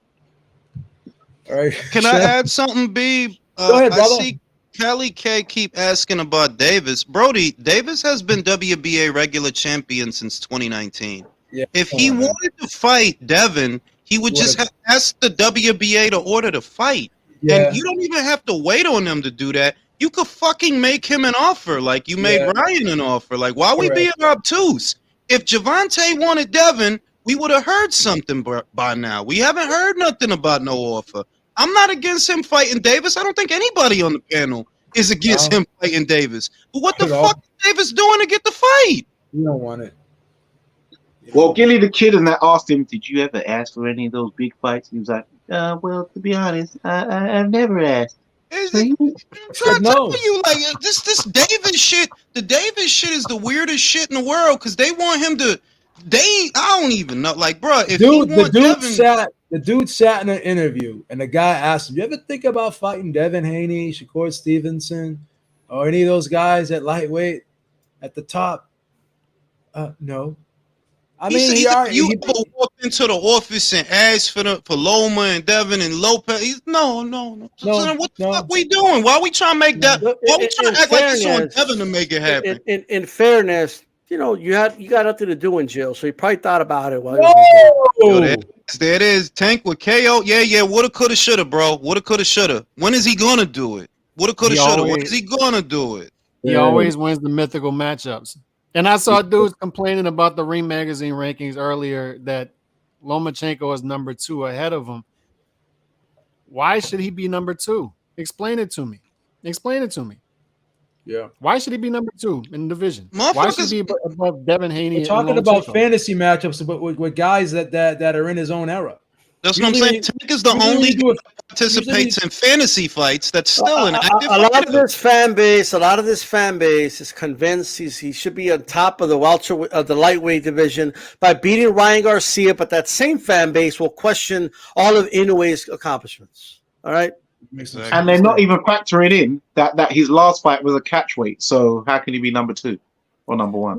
Now look at King KO, for example. He having a whole heart attack, writing in all caps, because I said a simple fucking fact. If Gervonta wants Devin, all he got to do is call Gilberto, because you've been regular champion since 2019. That's before Devin had the belt. That's before Loma got that's before Devin got it. That's before Cambo got it. That's before Lopez got it. You've been WBA Reggie champ since Loma had them belts. And you ain't petitioning to fight none of them fucking people. But you could have asked. And Mario Barrios had something to bring to the table, and Josh Taylor didn't at 140. Remember that? Remember those days? But yeah, I don't want to get too far off topic, but I do want to bring up this point because it pertains to next week. I know y'all talked about Inoue earlier. The American media does a bad job of educating American boxing fans, and you can tell. And a specific example of this is, do you know the gap in experience that we're going to have with Inoue versus Fulton? And they're trying to frame it as Inoue needs to be Fulton in order to prove his greatness to us and Fulton. And it's actually the opposite. Inoue has 19 title fights, and he's 19-0, I believe, with 17 KOs. You know how many title fights Stephen Fulton Jr. has? 3. Bud Crawford, 17 title fights. Errol Spence Jr., 7. And they're trying to frame it as if Bud needs Errol. We're backwards. We're backwards here. And I see it in the YTBC all the time. We're domestic level boxing fans, and our domestic media is doing a bad job. You know why, Calix? Because a lot of these fans is like, if it don't happen here, it don't matter to them. Mm-hmm. And that's wrong. Mm-hmm. And that's wrong. That's wrong. All right. Yo, he said I'm obsessed with Tank just because I said all Tank got to do. This is the weirdness. And I'm listen. Yo, the other way around. The other way around. Ken KO, check the shit. I'm about to go to my channel after this, and I'm gonna trash Tank for 3 hours. I'm gonna nothing but shit, all type of shit. I'm gonna talk about his mother. I'm gonna talk about his block. I'm gonna talk about his barber, cause apparently I'm obsessed. We gonna see what obsessed looks like in an hour. But King KO, I just want to say one thing, because you're talking about feather fist. Remember, in boxing, skills pay the bills. Usyk is apparently feather fisted. He beat Anthony Joshua. Bivol is allegedly feather fisted.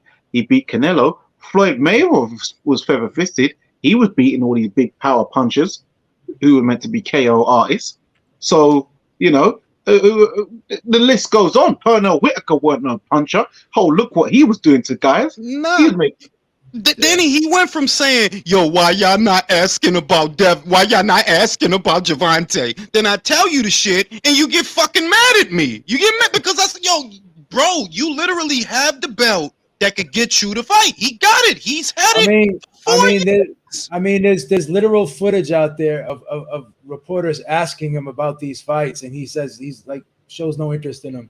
They want him to beat Devin so bad, though. That's the frustration. They want him to have all the belts, and they want him to do something that Devin's about to do if he goes to 140. He's going to fight for a real championship. They're mad that Tank went up to 140. They're not going to say it publicly, but they're mad he went up there and fought for a fake belt instead of fighting for the real belts. He had two opportunities now to become undisputed, and he didn't do it.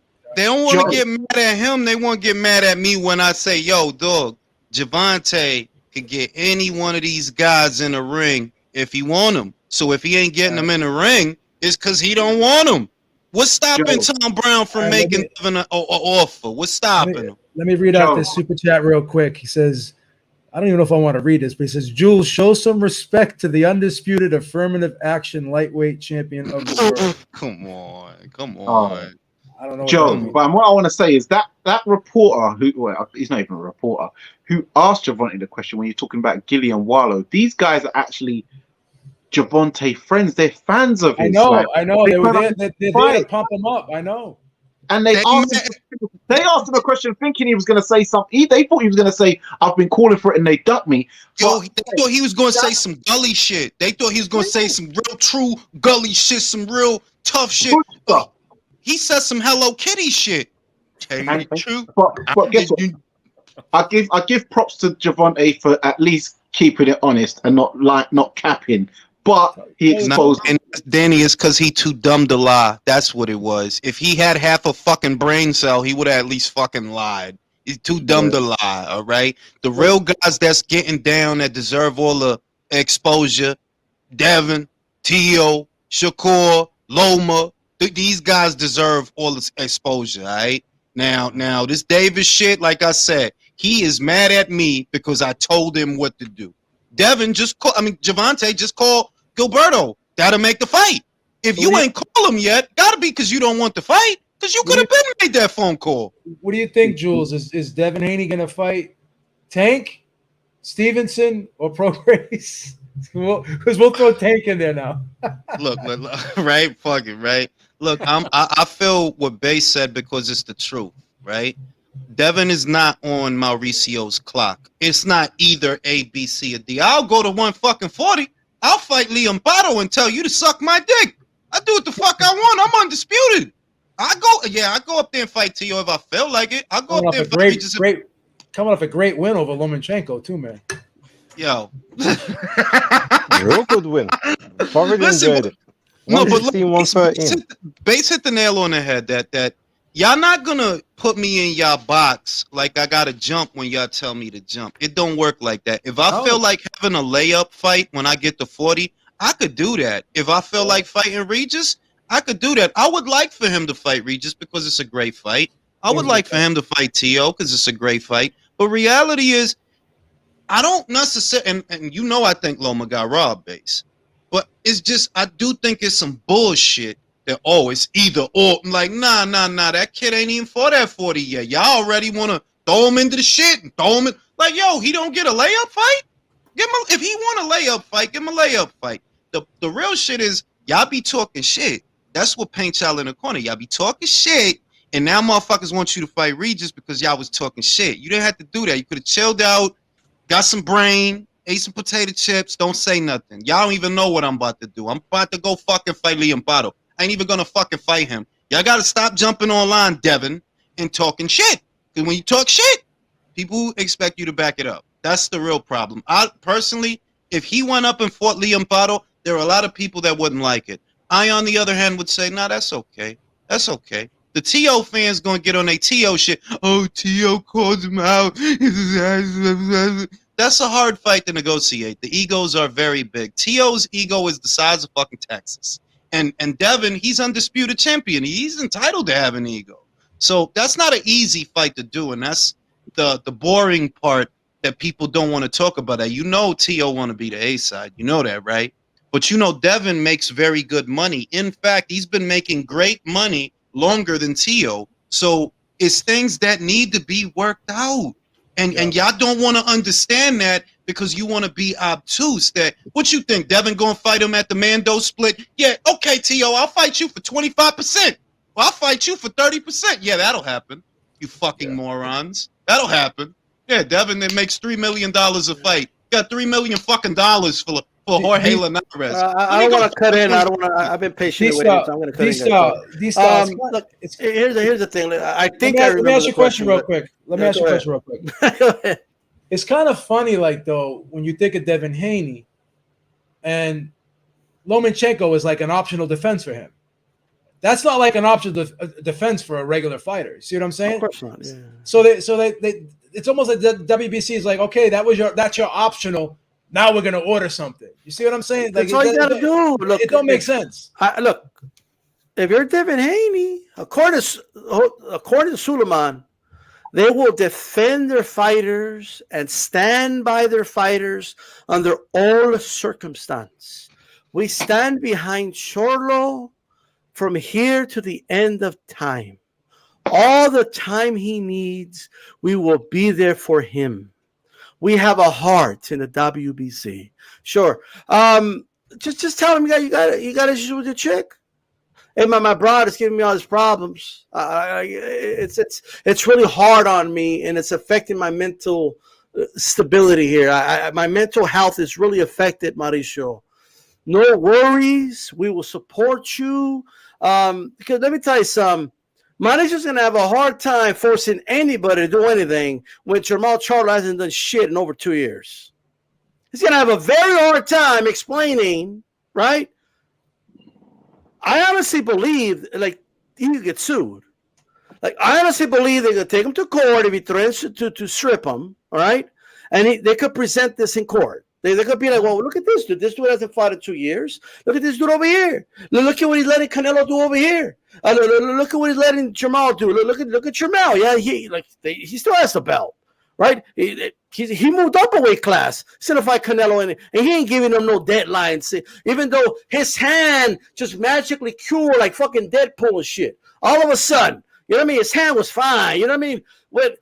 When Tim Tszyu was calling him, my hand, I can't even answer the phone. My hand hurts. Exactly. When Canelo called him, champ. Oh, my hand's great. My hand is like fucking Wolverine right now. Like here's the deal, okay? They're not going to strip Devin Haney. And for anybody, what do you mean? The rule says this and the rule says that. Mauricio tells you guys how it is. Everything is a case-by-case basis. If Shakur wants to file a complaint, he could file it to the WBC, and all the members of the 26 members from all around the world will vote and decide what will happen. He will be an amazing interim champion, right? Shout out to Broadway Joe. He brought on Adames, right? He's like, Adames, the dude's right here. Are you happy being interim champion, or do you want to be the full champion? I'm okay with being the interim champion. It's okay, Mauricio. I don't care. It's okay, Mauricio. Well, whatever you want. And Mauricio's like, oh, don't let anybody call you that. You are a real champion. You are a champion of the people. We are glad to have you as an interim champion. Wait a minute. D-Styles, that happened? Yes, that happened. Okay, Broadway Joe is a channel. He jumped in, and the dude said he's happy to be interim champion. I'm done caping for these fighters. Ain't nobody gonna get stripped. Okay, At the end of the fucking day, it's all the discretion of the WBC, and they make it up as they fucking go. These guys, they change the rules more than fucking porn stars change underwear. Okay, they got no shame, just like porn stars got no shame. You think a porn star don't got shame? Mauricio don't got no shame. That dude will whore himself for any sanctioning fee. He don't give a fuck. He don't give a shit. This dude don't care. He makes it up as he goes. Everything is just made up, bro. We vote in Hawaii on the decisions. Every Sunday, we all get together and decide how the ratings happen. Like I already answered that questions. I will not take any more questions. This is all done. He ain't gonna get stripped, bro. You think that deadline's for real? They love deadline. D-Star, Yeah, no, Do I think it's that real? Broadway, No. that Broadway Joe interview was interesting. I watched it and I was listening to the Spanish part right at the end as well. Obviously, I've been learning Spanish, so I did listen to the transcript of that. And yes, Adames Did you see did Adames cower. smile when Mauricio was kissing his ass? Like, you are a great champion. He told him this is Spanish. You are a great champion. You are a great representative. And all this other shit. And the guy's like, thank you, Mauricio. Then I'm gonna start feeling sorry for Carlos, because if you're just gonna lick ass, if you're not gonna be outraged, if you're not gonna fight for it, why the fuck should anybody else? They probably told him they were gonna elevate him to the full champion. That's why he's doing that. They probably sent him a WBC T-shirt. And Mauricio was a slick motherfucker too, because Broadway's like, well, I'll text him and I'll let him know to call you. And Mauricio's like, bring him on. I am transparent. Bring him on, right? But what he didn't tell Broadway, he had already talked to Adames, right? Dude shows up. The first thing he tells him, just like I told you in Puerto Rico or wherever it was. I forget where he told him. Remember we had this conversation? And Adames is like, sí, señor. Like, yes, like, dude. Come on. Like that, this dude knows what he's doing. He's a politician. That's what he is, okay? And let me tell you, the problem with the sanctioning bodies is ain't nobody checking them. Nobody checks them. And that's the problem. We need checks and balances. There is nobody checking these motherfuckers. Nobody. They get to do whatever they want, how they want. Okay. And no other sport can a dude be champion for 2 years and not fight or play or whatever you want to call it in that sport. It doesn't happen. They've turned these fighters into vacant belt vacuums. They just sit around and wait for the vacant belt. That's what it is, or to be elevated. That's what it is. Pero también más malo es Adames, because he's perpetrating the outrage every 10 seconds. Charlo will never fight me. He doesn't want to fight me. My Mangu is too strong. So that you could then fall in line with Mauricio as soon as he's in front of you. He asked him, does it bother you that you're interim champion? No, it doesn't bother me. Honestly, no. And then he does this. I swear to God, he does this. Oh, Mauricio, before I go, I have a serious question. There's a part of my belt that's falling off. Can you guys fix it? Oh, yeah. Well, we're gonna fix your interim belt. Wow. Don't worry about it, champion. Right? We got you. Like, give me a fucking break, man. George, you need to talk to your boy, man. Carlos Adames, man. That's your Puerto Rican boy and base. That's your boy. Dominican, but yeah. He's not Puerto Rican. He's Dominican, Jules. But what I'm going to say, I'm not Puerto Rican. Carlos, but I mean the Carlos campaign, the Carlos Sally Struffus. I didn't know that he's fallen in line with this. I actually didn't know that. I didn't see that. So if you're going along with it, then I guess we ain't got to talk. I was literally about to do a segment on it.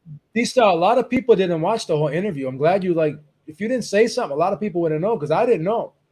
I tweeted it out. But the Broadway Joel here on YouTube, guys. No, I believe you. I'm just saying, but a lot of people didn't watch that from start to finish. So some people probably didn't. I didn't know he's falling in line with Shout out to Broadway Joel, and shout out for that patience. I would have cursed Mauricio out halfway through that fucking interview.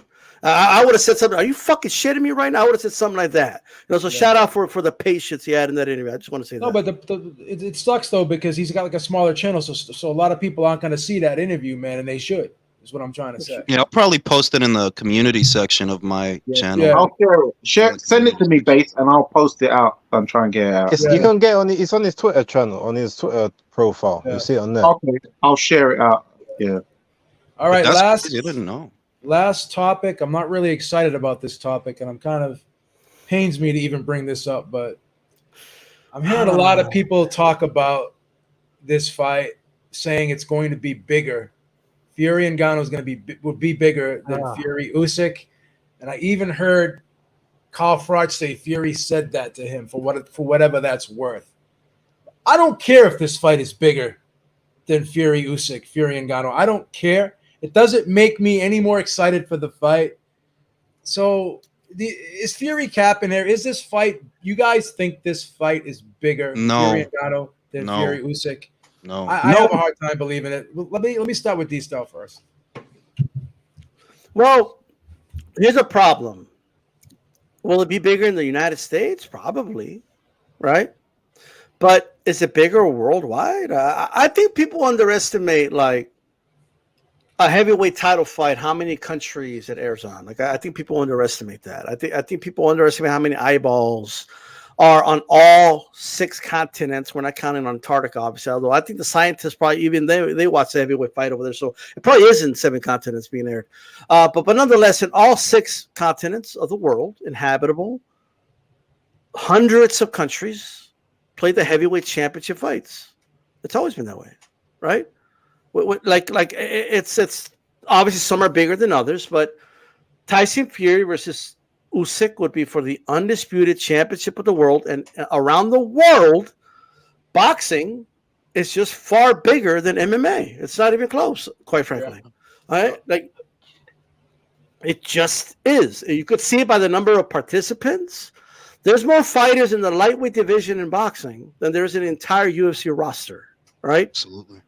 Yes, like MMA is big in the United States. It's huge in Canada.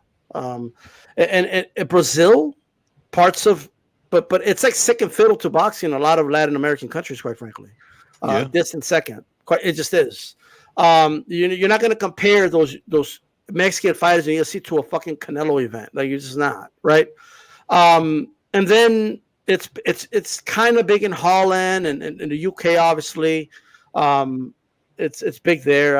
I assume they do a lot of events there. Australia.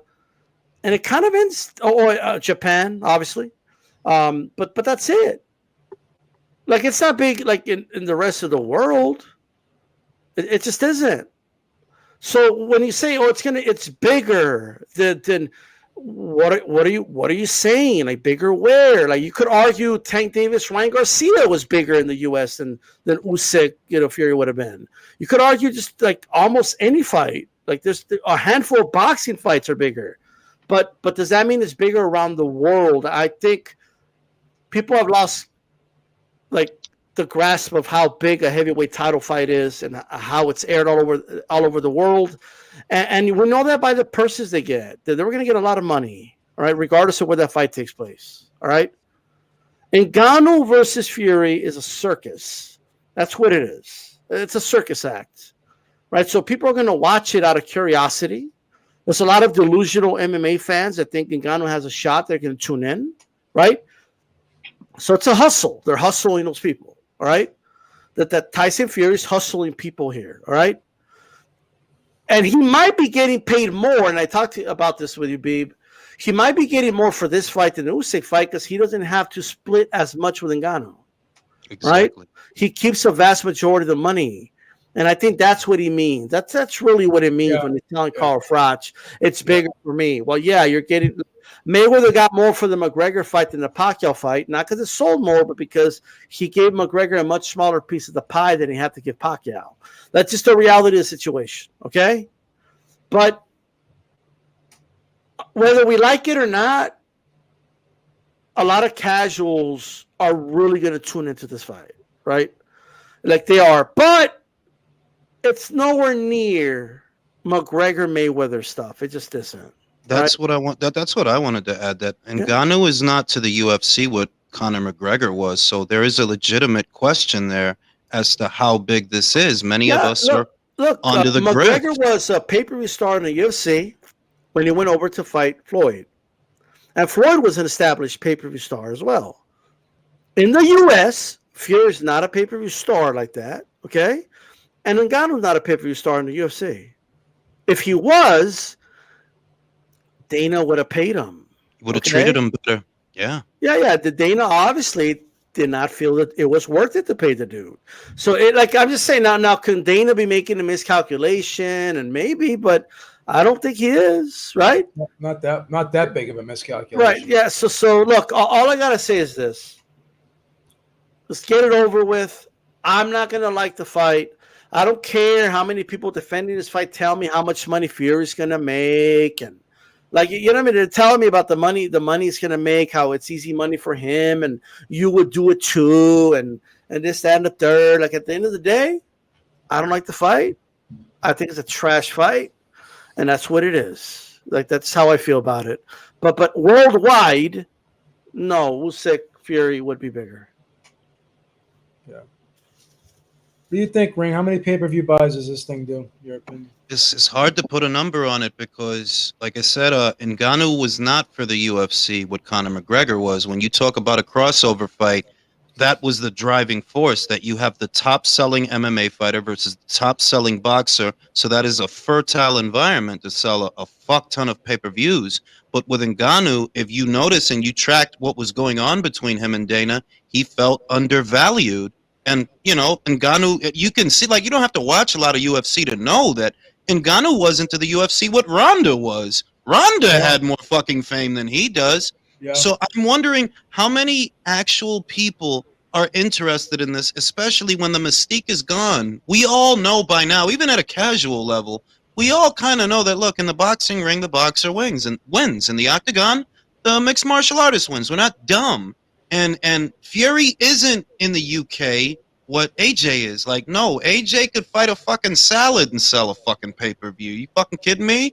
Fury he's on the outs with a lot of people because a lot of people, at least in the UK, a good number of them, which is supposed to be his core fans, they know what's going on. They know what the fuck you've been doing. They know you blew off the Usyk fight because you wanted to be on Easy Street. They know that. Are they going to shell out their hard-earned money right now? And then you look at the US.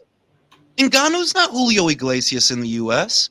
Fury isn't Julio Iglesias in the US. So I'm just skeptical what it will do because these are not the captains of their industry. Ngannou is not the captain of industry in the UFC. Fury isn't the captain of industry in boxing. There are other guys that draw better than them. So I don't really know what it's going to do. They selling it like it'll have the same appeal as Floyd and McGregor, but neither of you have the same following as Floyd and McGregor. So I don't know what it's going to do. I'm not going to say nothing presumptuous. I just don't know what it's going to do because you ain't Floyd and he ain't McGregor. Gotcha. Danny, short answer here. You going to buy this pay-per-view? Absolutely not. And the reason why is a joke fight. But as Ring IQ was saying, Jules was saying, this is like, you got to remember, Tyson Fury is not Floyd Mayweather of boxing because he's not the face of boxing. Francis Ngannou is not the face of UFC.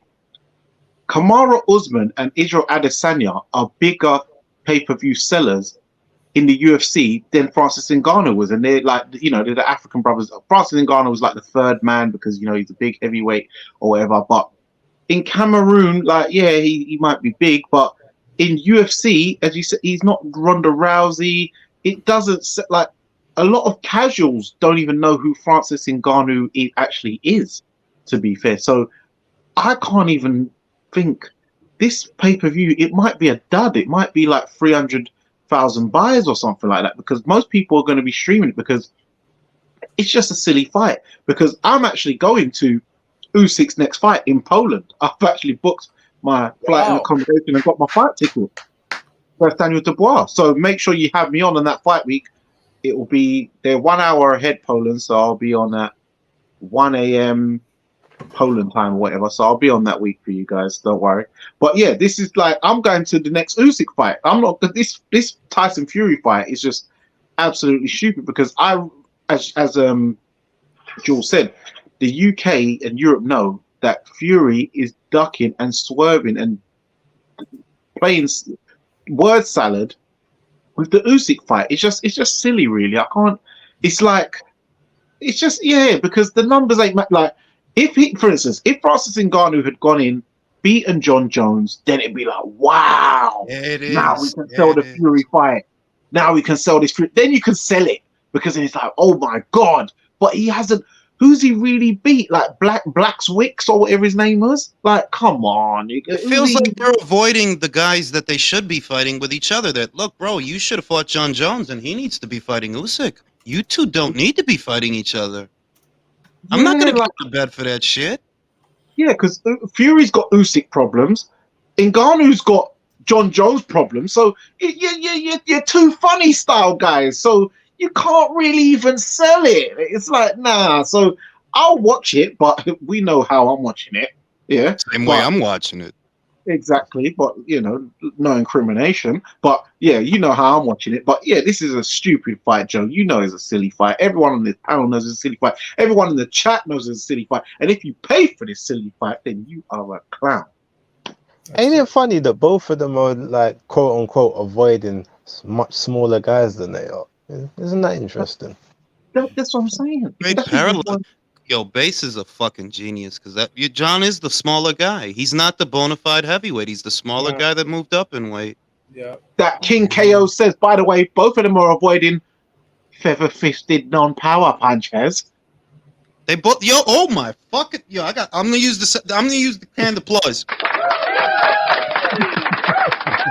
Fucking hell! If that ain't the shit, that's the shit. So, Bass, a lot of people are comparing this to the Mayweather-McGregor fight, but, I mean, Mayweather wasn't champion. He stepped away for a while. He retired. He was older. He came back, did everything he needed to do.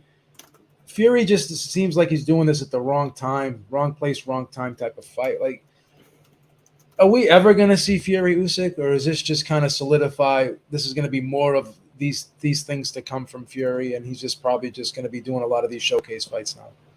Well, put it this way. If this fight bombs, we will see Fury Usyk, because at that point he realizes there are no other alternatives unless Anthony Joshua mysteriously pops out of somewhere and says, "Okay, cool, let's get it on." But even that one, those two, their trajectories are like they're just not going to work out because Fury I don't even think Fury really wants the AJ fight, but he strategically will always like message AJ when AJ's got something else planned, or when he knows it's going to be an inopportune time. So I think they have their whole strategy is, oh well, we tried to make these fights, it can't happen, so we do this instead. And they've done that for the last 2 years, and we've seen it. But if, like I said, if this bombs, then yes, you could say, oh, he made a shitload of money. But ultimately, then you have to say, well, you don't get away with it. You did it twice, you can't get away with it a third time. That the people won't allow you. And it's just funny that Frank Warren, of all people, who for the last 4 years his whole slogan was "for the fans," done something that no fan asked for. not one fan. Hunters. Yeah, but it's like, even if you look at it and we talk about, oh, can this fight be big? Well, number one, it will never be as big as Mayweather and McGregor. Out of the realms of possibility. But also, let's not forget, when is this fight happening? Saudi Arabian time. It's gonna be in the afternoon in the US, and you think that they're gonna pay big money to watch this fight at like 3-4 o'clock, or like 12 o'clock if they're on the West Coast? Like, they're gonna be out shopping. They ain't caring about Fury and Ngannou, like a white guy from the UK, which they've had enough of. And to be honest, like a black guy that's not even African American, a black guy that doesn't speak English as his first language, they don't care. They're gonna be xenophobic as hell. They hit the nail on the head, because I think if it were John Jones, it would actually sell better than if it's Ngannou. Yeah. If it were John, it would sell. I think John's scared Fury too. Probably does. So yeah, all in all, like, if this tanks, then he has to fight Usyk. If it does even a modicum of success, then yeah, we're never seeing that, and Usyk's probably gonna have to just either go through their mandatories, hope that belt can get vacated, or just go back down to cruiserweight and try to become undisputed again. No, he's gonna go play soccer. He literally joined the professional soccer league in Ukraine. I saw that, yeah, but I think it was only for a friendly. I don't think he was he hasn't signed the professional contract, but yeah, it was the friendly. For the season. Did he? Yeah, I'm ready. Oh, okay, fair enough. Well then, yeah, we'll do that. He'll probably be a substitute or something like that. But I think this is gonna flop, because remember, Ngannou, he's just seen as, to the US and around the world, he's just the African guy. Like, he's the French African guy. Like, he doesn't have a real base like that, if you think about it, because he doesn't sell in Europe. If it were Israel, I could see it selling. If it were Kamaru Usman, I could see the Nigerians getting behind that. The Nigerians in the States, the Nigerians in the UK. But Ngannou wasn't that guy over there, bro. Like, he wasn't that guy over there. Shit, John is more that guy than he is. Let me let Calix bring this one home for us. Calix, has this just run its course? I mean, is the novelty worn off with this? I mean, are you tired of this as much as I am? That was going to be my point. I think it's bigger than McGregor Mayweather. It's a bigger issue than that going on. That it's not the personalities of those guys. It's the market has sniffed out that these aren't crossover fights. They're simply not crossover fights. It's a non-boxer fighting a boxer in boxing. That's not a crossover fight. A crossover fight would be dudes being allowed to kick, dudes being allowed to ground and pound, some sort of mix, some sort of fighting octagon with 4-ounce gloves, keep your fingers open, whatever. There's no mix. And I have the perfect test market here is I'm surrounded by UFC fans. None of them are talking about it. And years ago when Mayweather, McGregor, they were all talking about it, and they were all adamant with me that McGregor could win the fight. Now they know. The market has sniffed it out already that the non-boxer is not going to beat the boxer in boxing, and it doesn't matter. Like, why are we trying to figure out who's better between the UFC guy, the MMA guy, and the boxer in boxing? The market is bored with it. It's not going to fly. I'm sure it'll do okay, but not what Fury versus Usyk would be, of course. But I do want to take this opportunity to bash Tyson Fury because the fact that this dude asked for a rematch clause. I like to think that, like, I put it past certain dudes to do certain things. Like when I first saw Raleigh fight and then I saw him fight again, they were talking about the Tank fight. I was like, there's no way. I put it past even Tank to fight that fight, and he fought the fight, and I couldn't believe it. And I could not believe my eyes. I had to check. I think, Jules, you retweeted it, and I had to believe somebody retweeted, and I had to check multiple times and fact check that this was real. This dude asked for a rematch clause against the retired MMA fighter. What an embarrassment of a human being. Oh, my God. He's going to carry him and then fight him again. And here's the thing, Calix. That was going to be my other point real quick, is if this was Deontay Wilder, it would be a little intriguing to me because Deontay Wilder is going there and knock his head off. But Tyson Fury is going to do the same thing Mayweather did and carry him until he does. Honestly, to galvanize the American populace and the American fans, I honestly think, yes, Wilder and Ngannou would have actually sold. In Nigeria, if you would have did it in Lagos or somewhere like that, you could get people behind it, but it's Fury. And what's wrong with it is that your super fight is waiting. This is not your super fight. Your super fight is waiting. Ngannou, your super fight is waiting. You can't, the people that followed you and built you up to whatever you are now, they were waiting for you to fight John. Fury, they're waiting for you to fight Usyk. They don't, I'm not paying for this. I done bought some bullshit. I'm going to buy Jake Paul versus Nate Diaz because I'm going to support Amanda. I'm going to support Amanda just out of love of Amanda. But other than I'm not buying Fury versus Ngannou. There's nothing on it. What the fuck? What the fuck am I buying it for? For what? Tyson Fury is fighting a level of fighter that Jake Paul's been fighting. This is embarrassing. Okay. Jules. But I just want to say this really quick because I know we're about to wrap it up. I just want to say this. All of us as content creators get a sample size or idea when something feels big, right? I knew Ryan Tank started to feel big because I could compare my numbers with other shows and what that did. And when we talk Canelo or it's Canelo Fight Week, we feel a bump. Like we all know our numbers and we know when we get bumps. All of us do here.